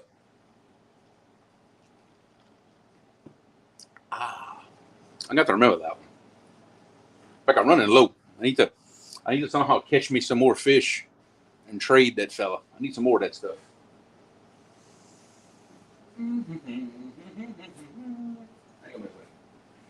But she did add the chicken and didn't brown it ahead of time, because that's more or less what it calls for. Is you're cooking the chicken in the gravy. We just seasoned it real well, dropped it on in the gravy, and just let it boil, and we'll see what it looks like in about 45 minutes or an hour. Until then, we're gonna hang out. But yeah, so for those who kind of missed that part of the of the show. It wasn't the giant pot. It was a smaller one. Oh, I thought it was. Dude. For those y'all who missed that part of the show, y'all are going to be seeing more of this kind of stuff on the on the channel. More cooking, definitely still fishing, still trophy catfishing. That's not going away. But more of the other stuff we do here. You're going to see the alligator gar fishing. You're going to see, who knows what else. You're going to see some of the history stuff. I want this to become a Louisiana channel. Still focused on trophy catfishing. That is not going away. Trust me, that is still the big time part of it.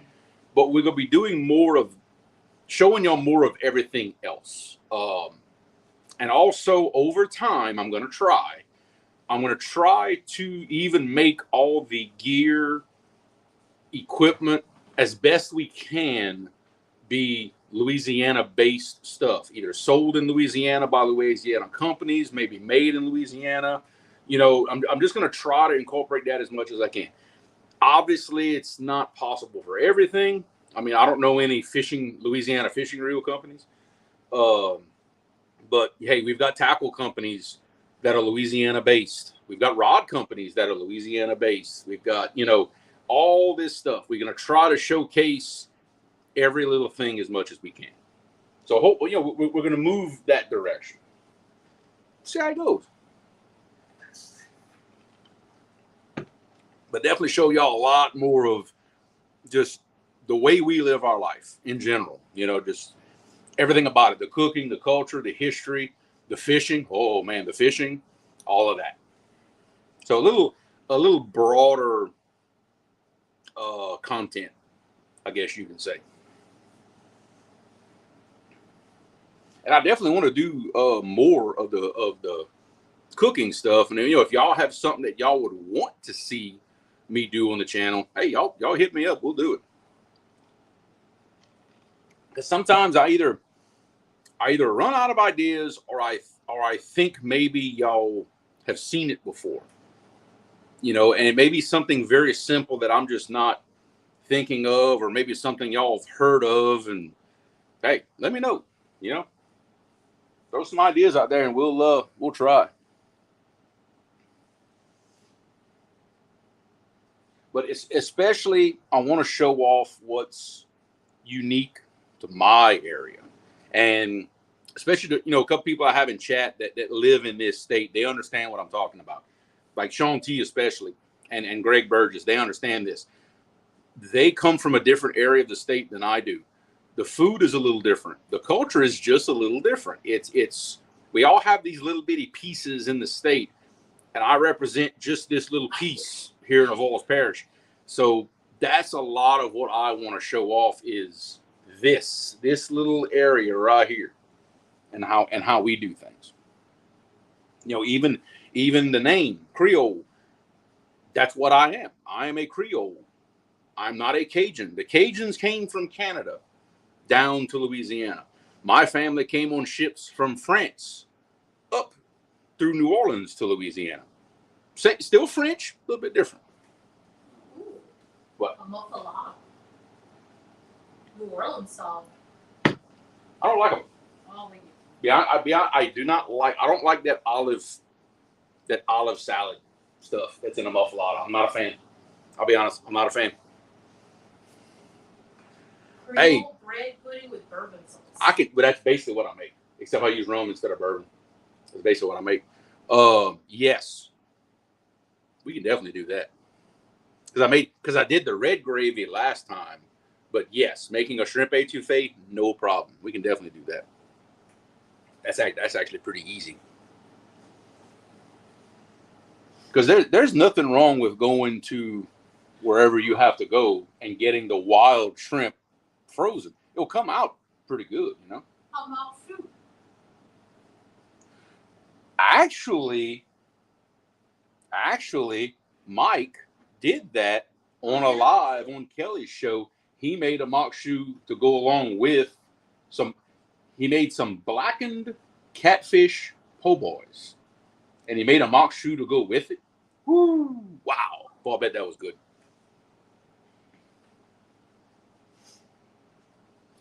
See that's the kind of stuff I'm talking about right there.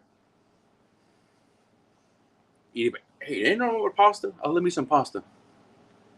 Shrimp. Yeah, actually, they do the crawfish etouffee on fried catfish.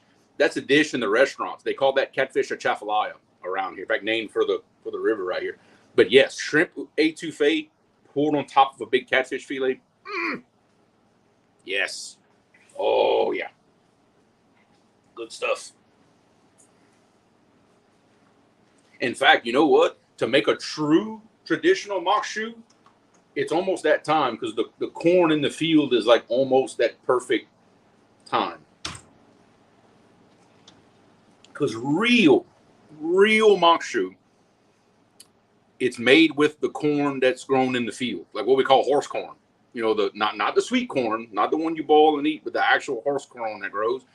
But you got to catch it at a certain stage. You got like a couple of days to pick it off the stalk where it's real soft.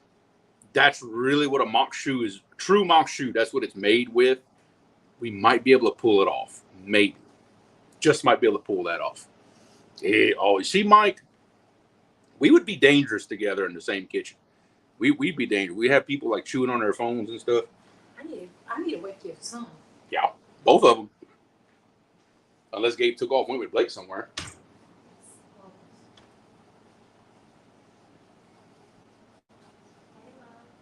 But that'd be awesome.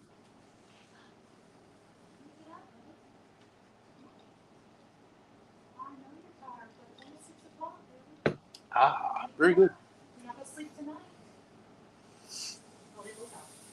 Get a look at me. Oh, turn that heat up.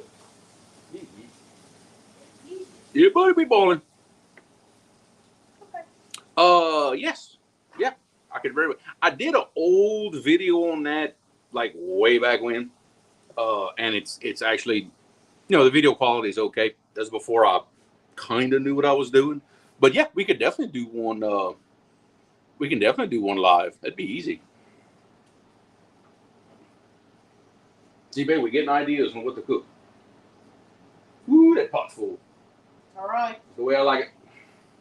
My belly will be too. See if I bought that big pot from Cajun. See? Yeah, whatever. Okay. Okay.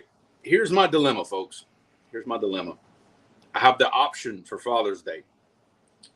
Do I get I forget what quart it is, but it's even bigger than the one I have. Probably like a 12 or a 15 quart. Ceramic coated cast iron pot. Done locally, actually. Or It's even called the Cajun pot. yeah, called the Cajun pot. Go figure. Or do I get a Micah Brickhart signature rod from Mad Cats?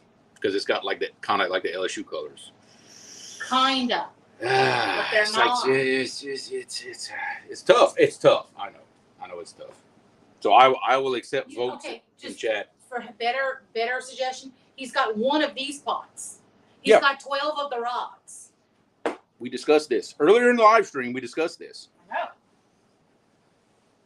I'm just reiterating. Hey, love, come on, buddy, get up. Yeah, look, soft pecan is great. Once you get that down, you're gonna want to put it on everything. I'm telling you, you just want to put it on everything. All right, I got one vote for the rod. One vote for the rod. See, this is where I'm gonna lose. Yeah, see, that's basically kind of what this is. It's the same thing as the Le Cruzettes. And I know because I had one many years ago. It was awesome the little while that I had it. But that's basically what this is. It's a ceramic coated cast iron pot. Let's see, I got one vote for the rod. Mike Chavez gets the pot. He may be a little biased, but he suggests I get the pot. Because he knows what's good. It is. Yeah. Well, I like this guy. He said both would be great. That's right. Then I need alone. I'm starting to get more votes for the pot than I am for the rod. Good. So I don't know. He might be going that direction. It sounds like. Okay. But still, get you an LSU we're pot. still going for the pot here. Mm-hmm. There is a company here not far from me. They make an LSU ceramic coated cast iron pot. It's purple and gold. Sounds like we may be going that direction. I like the way Mark thinks. Order the rod when she isn't looking. The problem with that is when your wife is the branch manager of the bank you do business with, awfully hard to hide anything. That's the problem. And I can shut off this card like that. She has a point. Yeah, she does have a point. Yeah, so believe it or not, she knows like every dollar I spend on all my fishing stuff. She knows. For better or worse, she knows. And I'll call him out on it too. Oh yeah.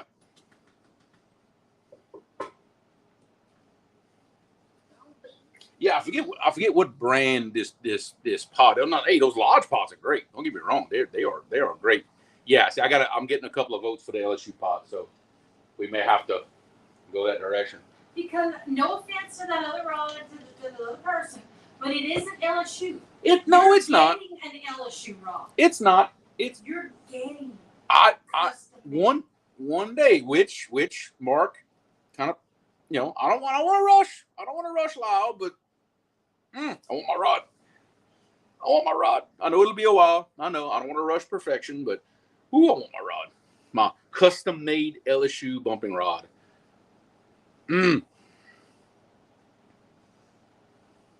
Chucky, that's kind of the direction I'm thinking this is going to go. Get the pot, let things kind of die down for a little while. Of course, I'm being honest here. What I could do, I still have a couple of race car parts in my shop that I still never sold. I could sell that real quick, and I can get my rod. So it could happen. I could probably buy 2 rods for what the parts are worth. So we'll see. Hey, love. It might not catch fish, but it's going to cook the fish. Yeah, I know. Oh, trust me, I know, Mark. And the only thing that I told Lyle, and I don't regret it, even though it's killing me. I said, Lyle, I don't want any pictures. I don't want any progress pictures. I gave him carte blanche on the color combination, the design. I told him LSU, the purple and gold with, and you can throw white in there too. That's their colors. I didn't tell him anything else. I told him carte blanche with the color combos and everything. I said, you make the rod that you want me to show off. That's what I did. The only other thing I specified was the length from the butt to the reel seat, so it's comfortable, and the material he's using on the grips. That's it. The rest is not only made by Lyle, but designed by Lyle. That's what's going to make this really special. And I told him, I don't want no pictures. I don't want nothing. Just let me know when it ships. And I also made a promise that when it arrives, I will not open that rod unless it's right here on camera in front of y'all. Y'all going to see it for the first time just like me.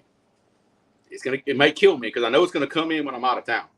But that was the promise I made. K&B anglers, what's going on? We're trying to do Pops proud. We got a chicken fricase cooking in my old black pot right now. That's what we're doing. But other than that, we are hanging out. We're enjoying some beverages, having a good time. Yes, K&B. I ordered a black horse from Lyle. I don't know, about January, something like that, and it is in the works. It is in the works. I made Lyle promise me not to send any pictures, so I don't know where he's at on it. But yes, I'm getting a black horse bumping rod from Lyle. There it is. That's it, huh? 16 quart. But that's not the pot they have at that place, though. Juno's? I don't think it is. I don't know. It might be, but this is basically the pot right here. This is what it's going to look like. Pretty cool. I like it. I tried to look up Juno's. Now I want to say that she said at the store that she told me that she had it ordered. That she had him order it. That's what she said. But yeah, she had to You did bring me the Creole. Oh, what's his name? Why am I drawing a blank on who owns this? Philip. I think she had Philip order that pot. I'd have to hit him up. See if he can order that for me. Well, you were sleeping, Bubba. Yeah, I was taking a nap. Well, you were taking a good nap. You want to come say hi? Okay. Okay. Just woke up from a nap. Come say hi. Hi. Hi. You're really too excited about it. That's it? Just gonna say hi and that's it? Yeah. Okay. I don't think you woke up all the way yet. Huh? You had a good nap though? Yep. Okay. So what we're gonna do now?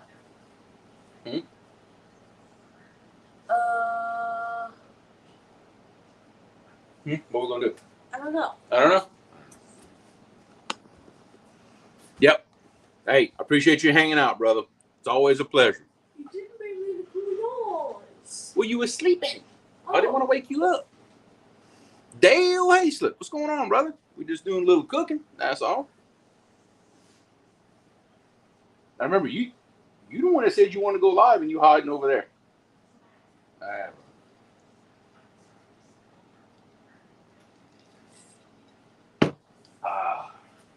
Oh yeah.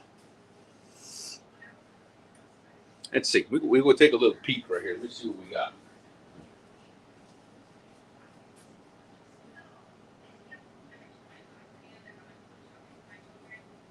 We're getting there. We're getting there. It's cooking. It is definitely cooking.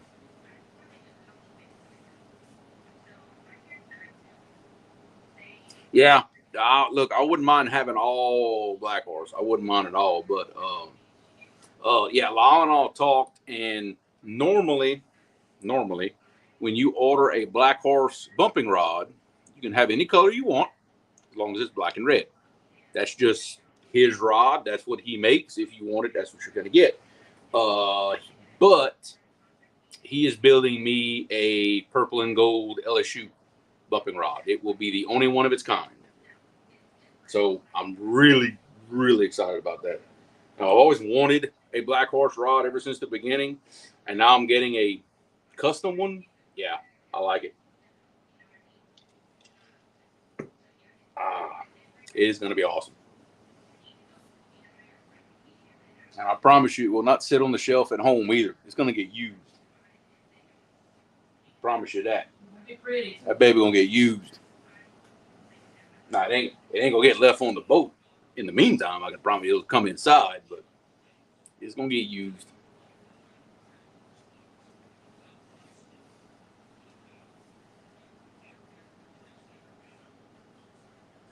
How long do you think this will be? I got about another 35 minutes. You think? Roundabout. Normally it takes about an hour, 30 minutes. Okay. I'll tell you what, Well, it actually might be a little longer thinking about it. I ought to put some rice cooking in here in a little while. Let's see what we got here.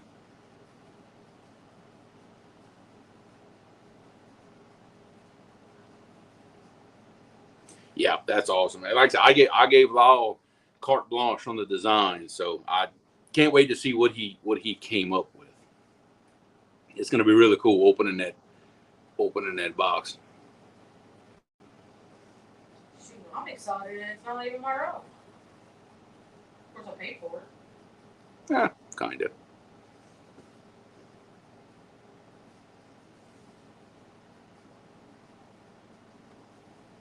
Yes. I got my phone on Do Not Disturb as of now, so as soon as the live is done, I'll get them all and I'll check it out and I'll holler at you. Definitely. But I bet you anything is done the way I like it.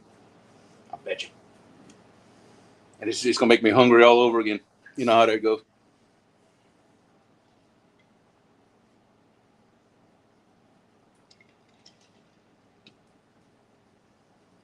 Hey, if you want to do me a big favor, if you don't mind taking these couple trash bags and putting it with the one that's in the bike and going to throw that by the road for me, I'd appreciate it.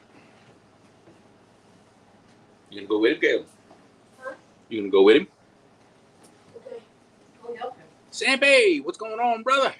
Oh, And yes, you're probably going to see the chickens are out again. I miss some Sam B. There was one that was out. Yeah, I don't know what to do with that situation. It seemed like the other two might be too big to squeeze into whatever hole he come out of. I don't know. If he wants to be out that pen that bad, we just might have to leave him out that pen. Just let it be what it's gonna be.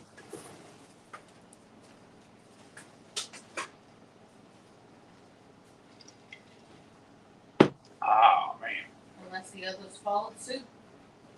It seems like that one's a little smaller. You notice that? Just a little bit. So I don't know. He's just about ended up in that pot. There wouldn't have been very much meat on him. No. Wouldn't have been much at all.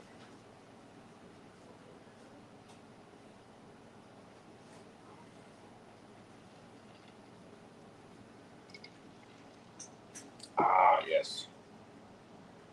Oh, I see. You took out the. Yeah, I forgot we had the wet one. I like that one. It's pretty good for not being fresh, you know? You know? I like it. It does pretty good.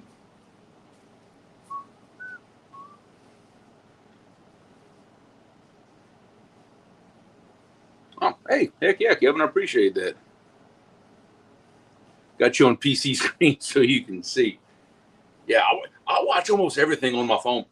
I'll be honest, very rarely am I on a computer or a TV watching YouTube. I'm always on my phone. Every now and then I'll throw something up on the big screen, but it ain't often.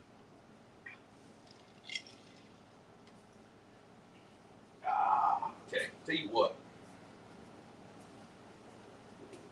I'm going to go ahead and get the rice ready to cook. And I'm going to show y'all the Cajun trick for measuring rice. There is no measure.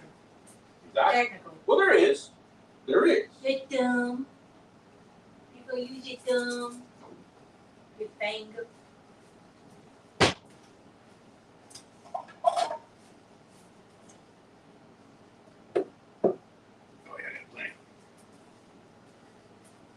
All right. Now, the little rice pots we have, it has the little lines on the inside of it, right there somewhere. Tell you how many cups you're putting in. But everybody always wonders about the water. How do you do that with the water? So this is what I'm going to show y'all.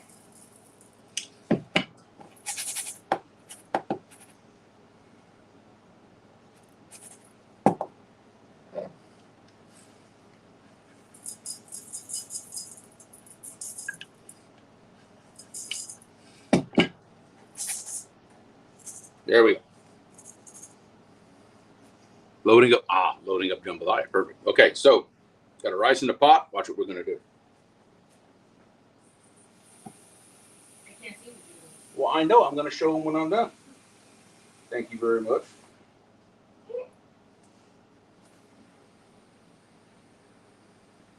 You're fired. I'm going to fire you. I swear. All right, this is what we do with the water. Okay, I add water. I'll just take my finger, stick it in the water. So the water goes up to my first knuckle.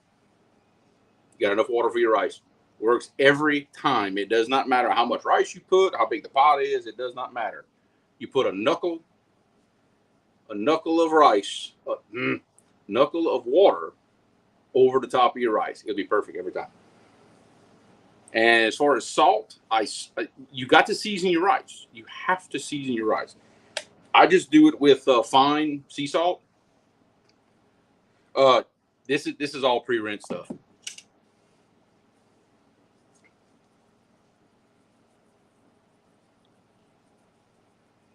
And I just add salt until I can taste the salt water, basically.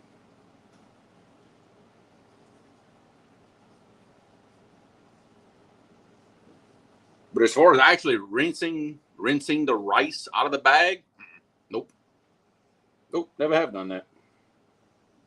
I'll be honest, nobody I know does that. I don't know. Guess it's a Louisiana thing. See? So I can just taste the salt. So everybody know it's good. Now we're good to go.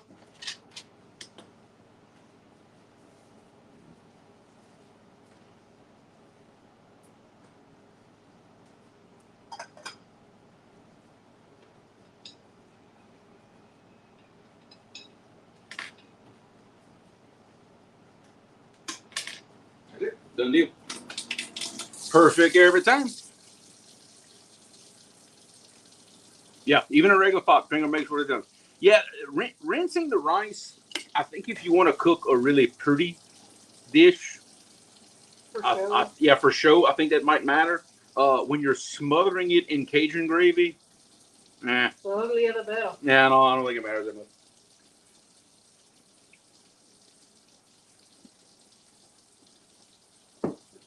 There's not really much prettiness. No, it's not. The way we cook, it's just. No, it's not. It's not. You have to go to great efforts to make it like pretty, like to show it. You know, like if you watch, like I know Mike, he's a big fan of Emerald Lagasse. I watch all his stuff too. He was great at, presentation. I'm not so much for that. As long as the fork or the spoon fits.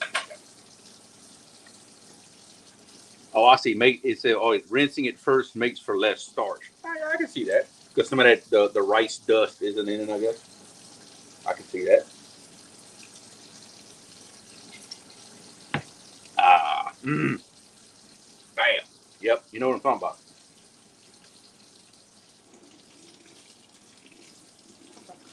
Okay. Too dirty. You can take it one more. I used to love when he would do his live cooking show, and he would pull the knob off his stove and say, "Here, look, it's a knob. See, it's got knobs for a reason." I used to love when he would do that. Oh, and Justin Wilson, of course.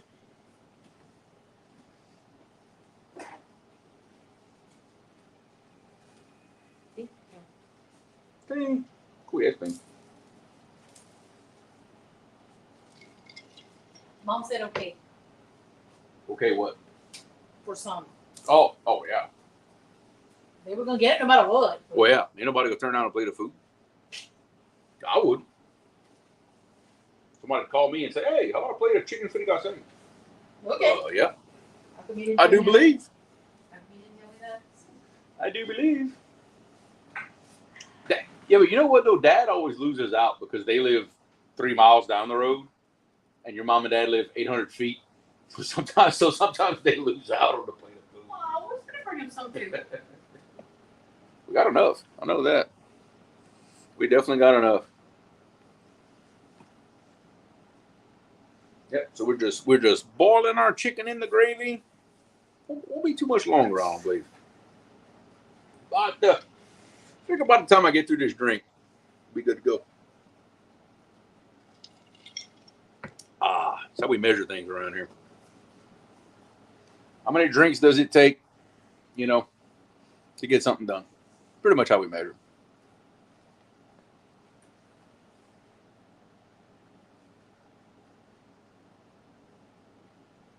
Yeah, we can already kind of start thinking about what we're going to cook next time if we go live. See, the great part about doing the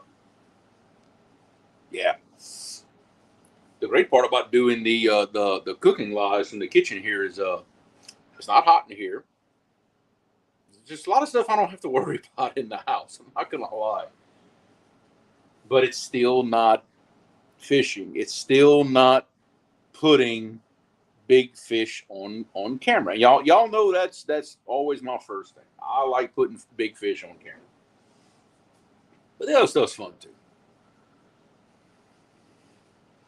What the term I mentioned earlier? Wait. I need to read that. Term mentioned earlier for not measuring, just à peu près, we call that. That's doing something, and that's anything. That's not just for cooking. Doing anything à peu près means no measuring, no nothing. You're just rolling with it. That's basically what that means.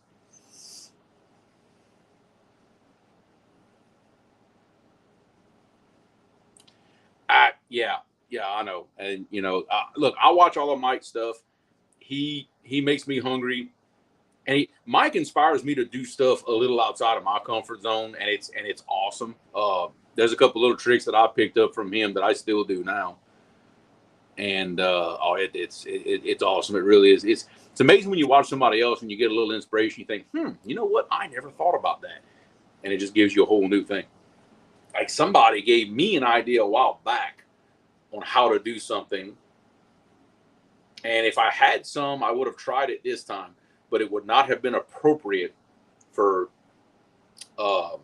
chicken fricassee.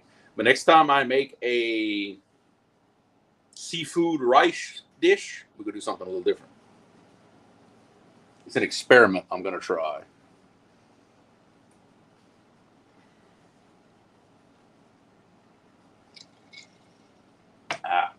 But y'all notice all these cooking lives I do, everything pretty much starts out the same way. You got the Trinity, your onions, bell peppers, and celery. Good seasoning, a little bit of garlic. Sometimes it takes a roux, sometimes it doesn't. It all starts the same way. It's not hard. It's not hard stuff at all. Anybody can do this. It's nothing special. You just got to take a little bit of time and do it. That's the biggest thing, is the time. You know, how Emerald would say, love. You got to put the love in. You got to put the love in.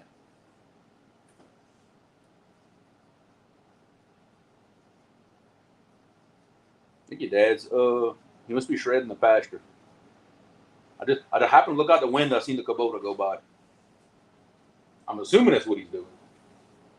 With him, they don't tell. He can't keep still. He cannot keep still. Yeah, all 3 chickens out. Wait, All 3? no. I don't know how, but my white one is sitting on that perch way at the top.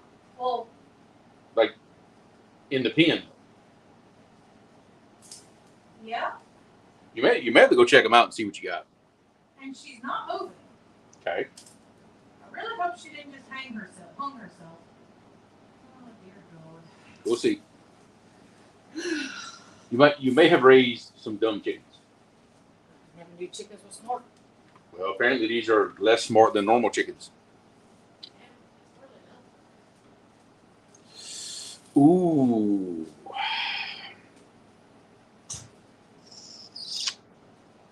Wow, that's a good question right there. It is. To make one.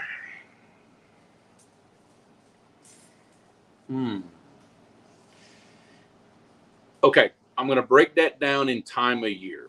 Okay, because that's not a real simple answer for me. If you show up when it's cold, you're going to get a gumbo. You're going to get a really, really top-notch gumbo if you show up when it's cold.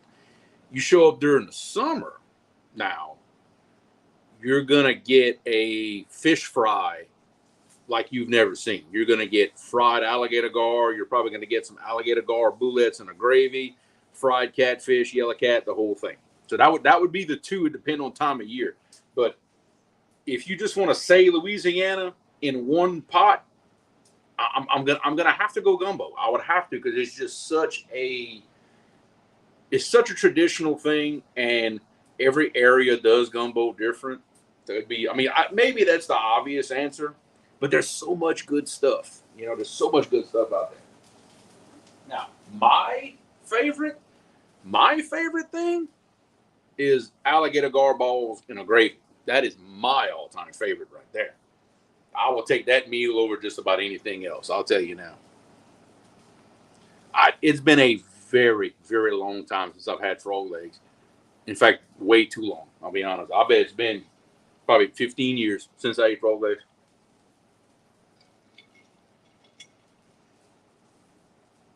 Shrimp and grits is good too. They got a little restaurant not far from here that makes an awesome one.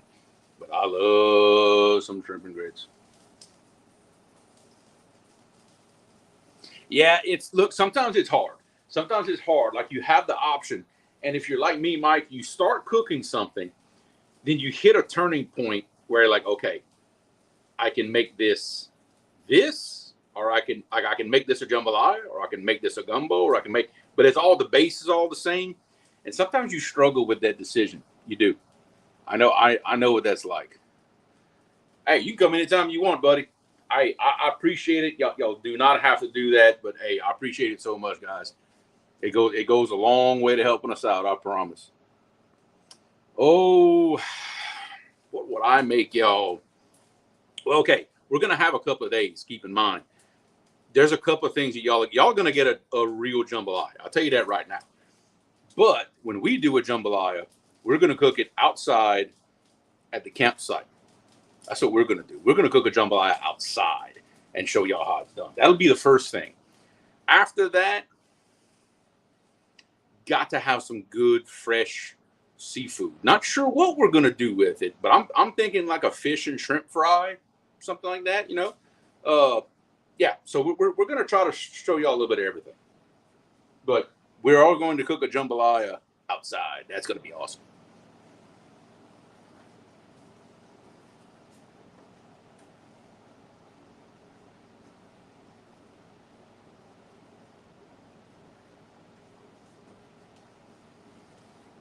All right, chicken is still cooking. But yeah, that's kind of what because jambalaya is, to me, is so easy to do in one pot. You can do it outside. And everything is better when you do it outside. Can't explain it, but it just is.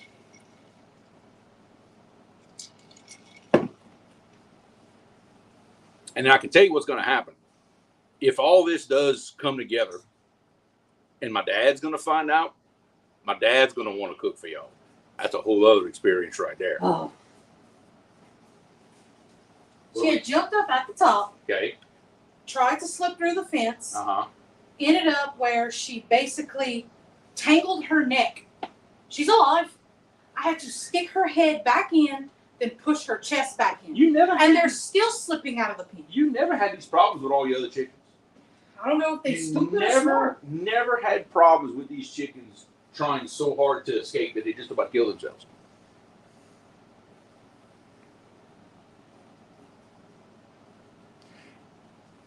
I've had it. I've never cooked it, but I've had it. It's pretty good stuff. It is. I've never cooked that on for me. We never kept them. I'll be honest with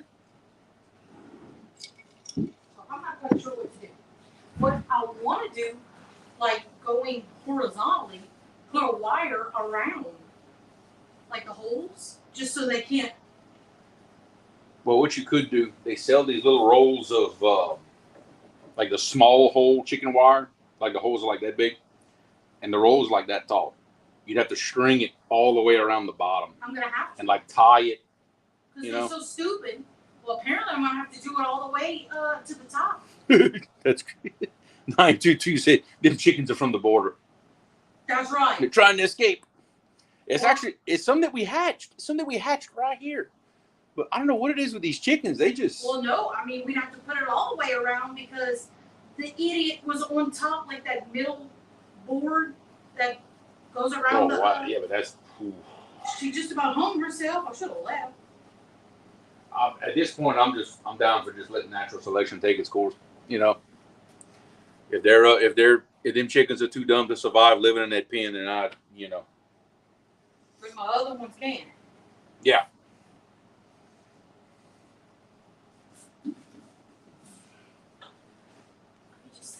Yeah, we've had issues with that before. I mean, like I said, we live in the middle of nowhere, so we've got every now and then a random stray dog will come around, or chicken hawks, or who knows what. It'll definitely. Yeah, they shred. Yeah, well, I seen them go by. I seen the shredder on the back of their tractor. Yeah, we're gonna have to do something. But that's the thing, though. That's not nearly the first time we put these small chickens in the pen. They should be plenty big enough. They should be. Never had this issue before. They slipped right through. Yeah, never had this issue before. I don't know. I don't know what the deal is. I'll be honest.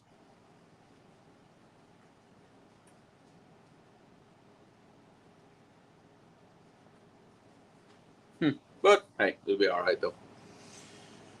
It'll be okay. Still got about 30, 35 minutes. Really? I don't know if you want to call it good, show them outcomes.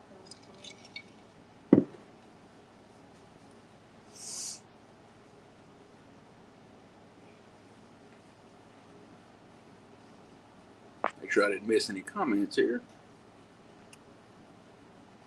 And see, another thing, Chris, that we're going to have to do is Taylor and I have to get together and do some cooking. That's a whole other thing too that we need to. I need to put that on my bucket list.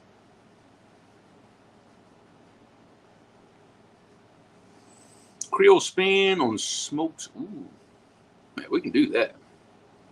We can definitely do that. Haha. Yes. Oh, definitely. I know what's gonna happen. I'm gonna go turn around and watch all these other people's cooking videos and stuff. And yeah. But it gives me ideas. It really does. It gives me ideas on what I need to do, and what people might want to see. Because I don't. To me, it's just food.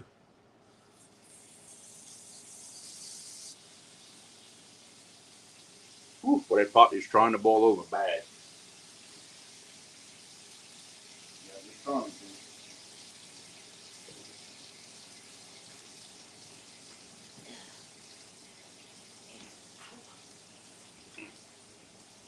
Stonefly, what's going on, brother? Oh, Chris, you don't have to do that, man. Come on. Will there be sweet tea? Well, yeah. That's the only kind. That is the only kind, dude. Unsweet tea is just not tea. It's not. Monty, Mr. Guard Dog himself. What's going on, brother? Hey, look. I got a buddy. Bless his heart. One of the best mechanics I know. Poor guy can't make toast. Hey, huh? Okay. I wasn't gonna say his name on the live, but okay. Wasn't gonna do that to the poor kid. Of course, he does good now. I'm speaking of 20 years ago. Miss Tina Ladybug, what's going on? Good to have you in here.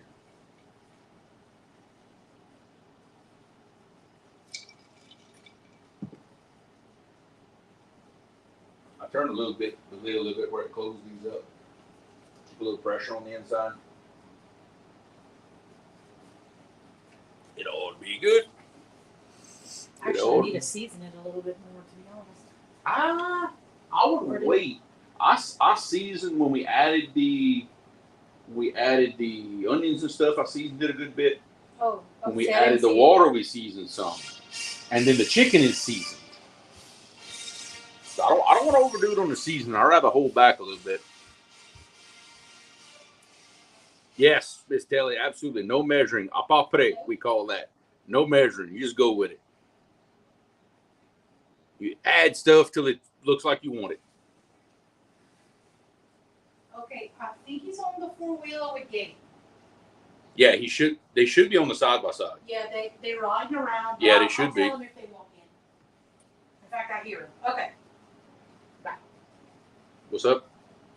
No, Chance has some little popping fireworks that Caleb likes. Okay. And he wants Caleb to go and light them with him. Oh, okay. I think that's why he was knocking on the door. Probably so. Yeah, he was looking for Caleb to go do something with him. That's fine. That's fine. Whatever. Yeah, but I appreciate this, guys. Just for a little.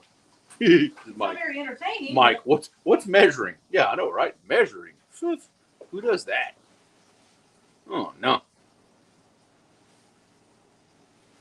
I measure with my eyes and my taste buds. That's what I measure with. But Michael, back me up on this. When you always cook in the same pots, you just kind of know. You know how much to put. You don't have to measure anymore when you're always cooking in the same stuff.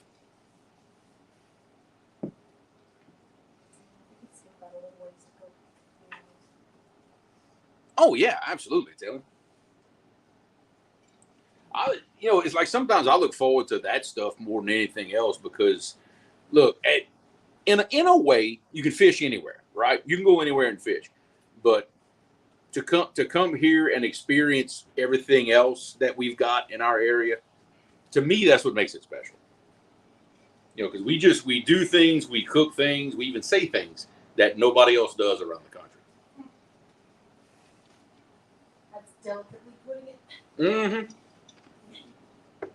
It's a lifestyle. It's just what it is. It's a lifestyle. All of this is too small or. Really? Yep. He's growing. If you don't mind. Okay.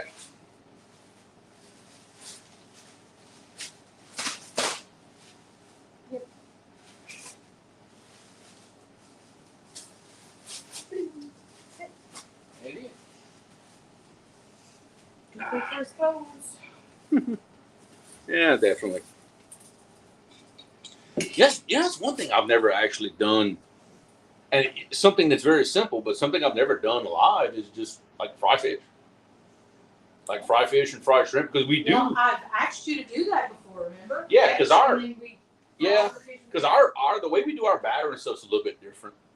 I don't think a lot of people do it that way. At least I don't think. Yeah, I've asked you to do that before. You ignore me. And you see, Mike, I can actually type on a phone better than a keyboard, because I can't type on a keyboard, dude. I can't. I'm horrible at it. I'm faster on my phone. I really am. That's why I rather it. Yeah, the chicken got a little ways to go. Okay. That's fine. We'll just hang out in the meantime. That ain't no problem. That ain't no problem at all. We just go sit here and hang out until the stuff's cooked. If y'all are down to hang out, so am I. We can always do the burrito.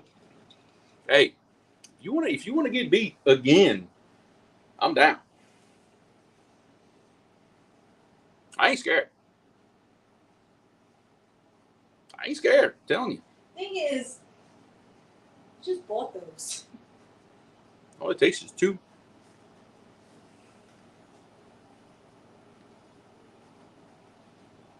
Yeah, you see, I'm definitely not. Yeah, look, me too. When I took typing in high school, I can't get it to stop spilling over. Mama said you can go over because Chance has some fireworks. Yay! Okay, how about bring on the bottom? Chance has some fireworks. Bring you some shoes. Watch out. Move to the left.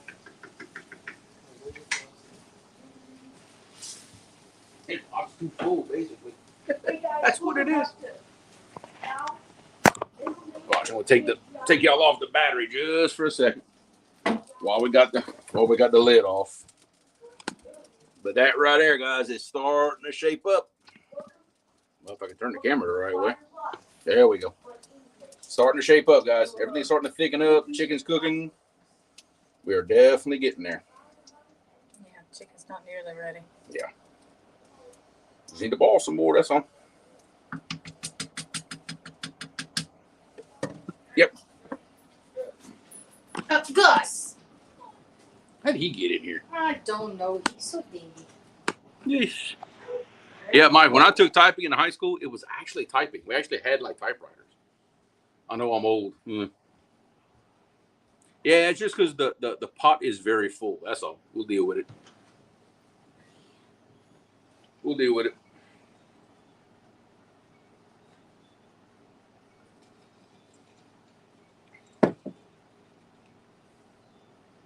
Hey, I'm trying to inspire people, Kevin. I'm trying to inspire people. Get in the kitchen, cook something. Take the frozen pizza, throw it out the front door, get rid of the microwave burritos, go cook something. That's my lesson right there. I don't know. Frozen pizzas and burritos are pretty good too. No, You eat them. yes, because I don't always have time to cook this stuff. That's the difference.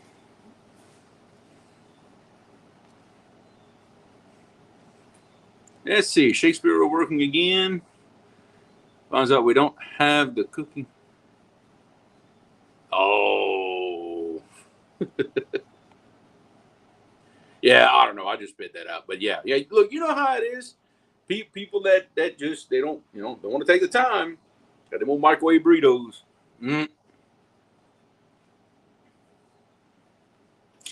Chucky, okay, you're double dipping. You're watching me on the phone, and he's watching a cooking show on TV. Boy, that's getting inspiration right there. I love it. Compare it. Oh, I love it. I used to watch that a lot, actually. I used to watch a lot of like the Food Network and all that. I haven't watched that in a long time. I don't know why. I just don't. Will I be fluent in Kunas before I leave? Possible. Oh yeah. Yeah. Yeah, I'm gonna teach you all kinds of stuff. But yeah, we will definitely make that happen.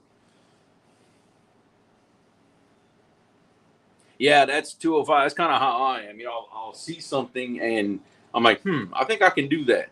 Or at least I can put my spin on it. How about that? It inspires me, but I do my version. In fact, to this day, that's why I'll take brisket and grind it up and make burgers with ground brisket. It's all. If you've never tried it, it is awesome. I got that idea off of Food Network, but that was, Lord, that was years ago. I'm trying to think of the guy's name of the name of the show. The guy's name was Tyler something. I don't remember. Long time ago.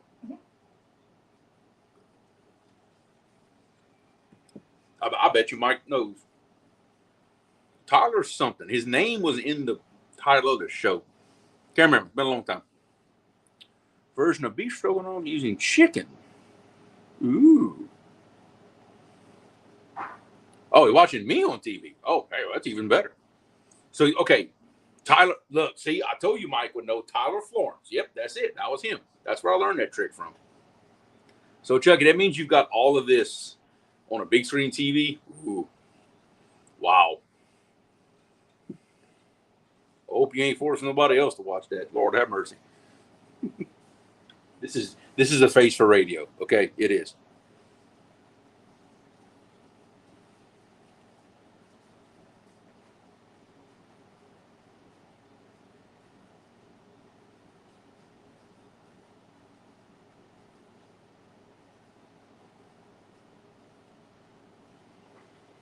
Whoa.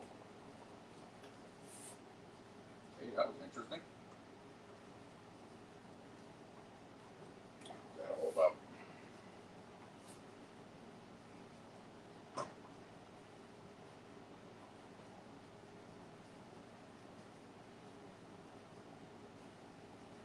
Trying to get some of that stuff that's stuck on the bottom of the pot there. Well, you what? I'm making a mess in here before it's over, I tell you. Yeah, sounds like it. Try not to, but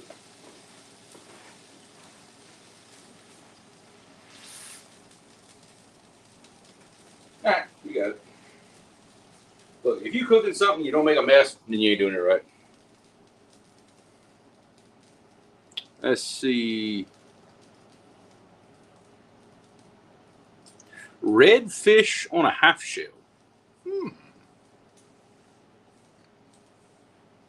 Bet that would be good. Yeah, I bet you K. Fred did a good job too. That would be interesting. Red fish in general is good. I ain't gonna lie. I like it.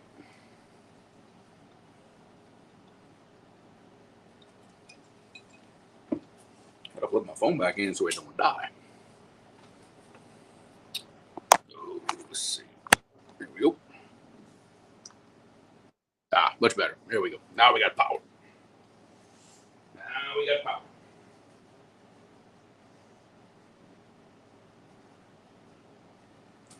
Got the lid open on the pot. Try to get a little bit of that liquid out of there.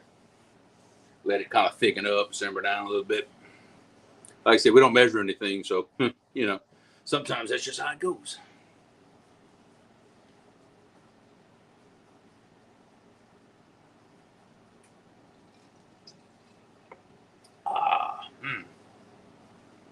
Let's see here.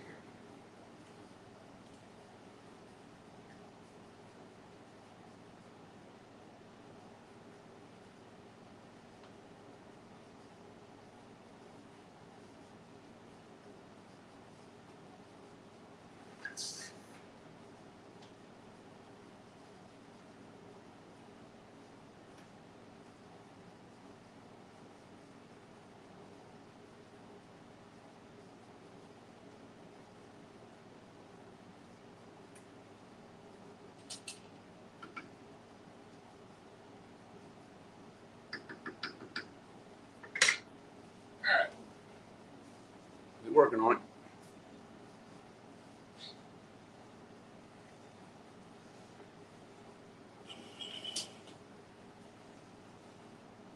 Okay, give me just a sec.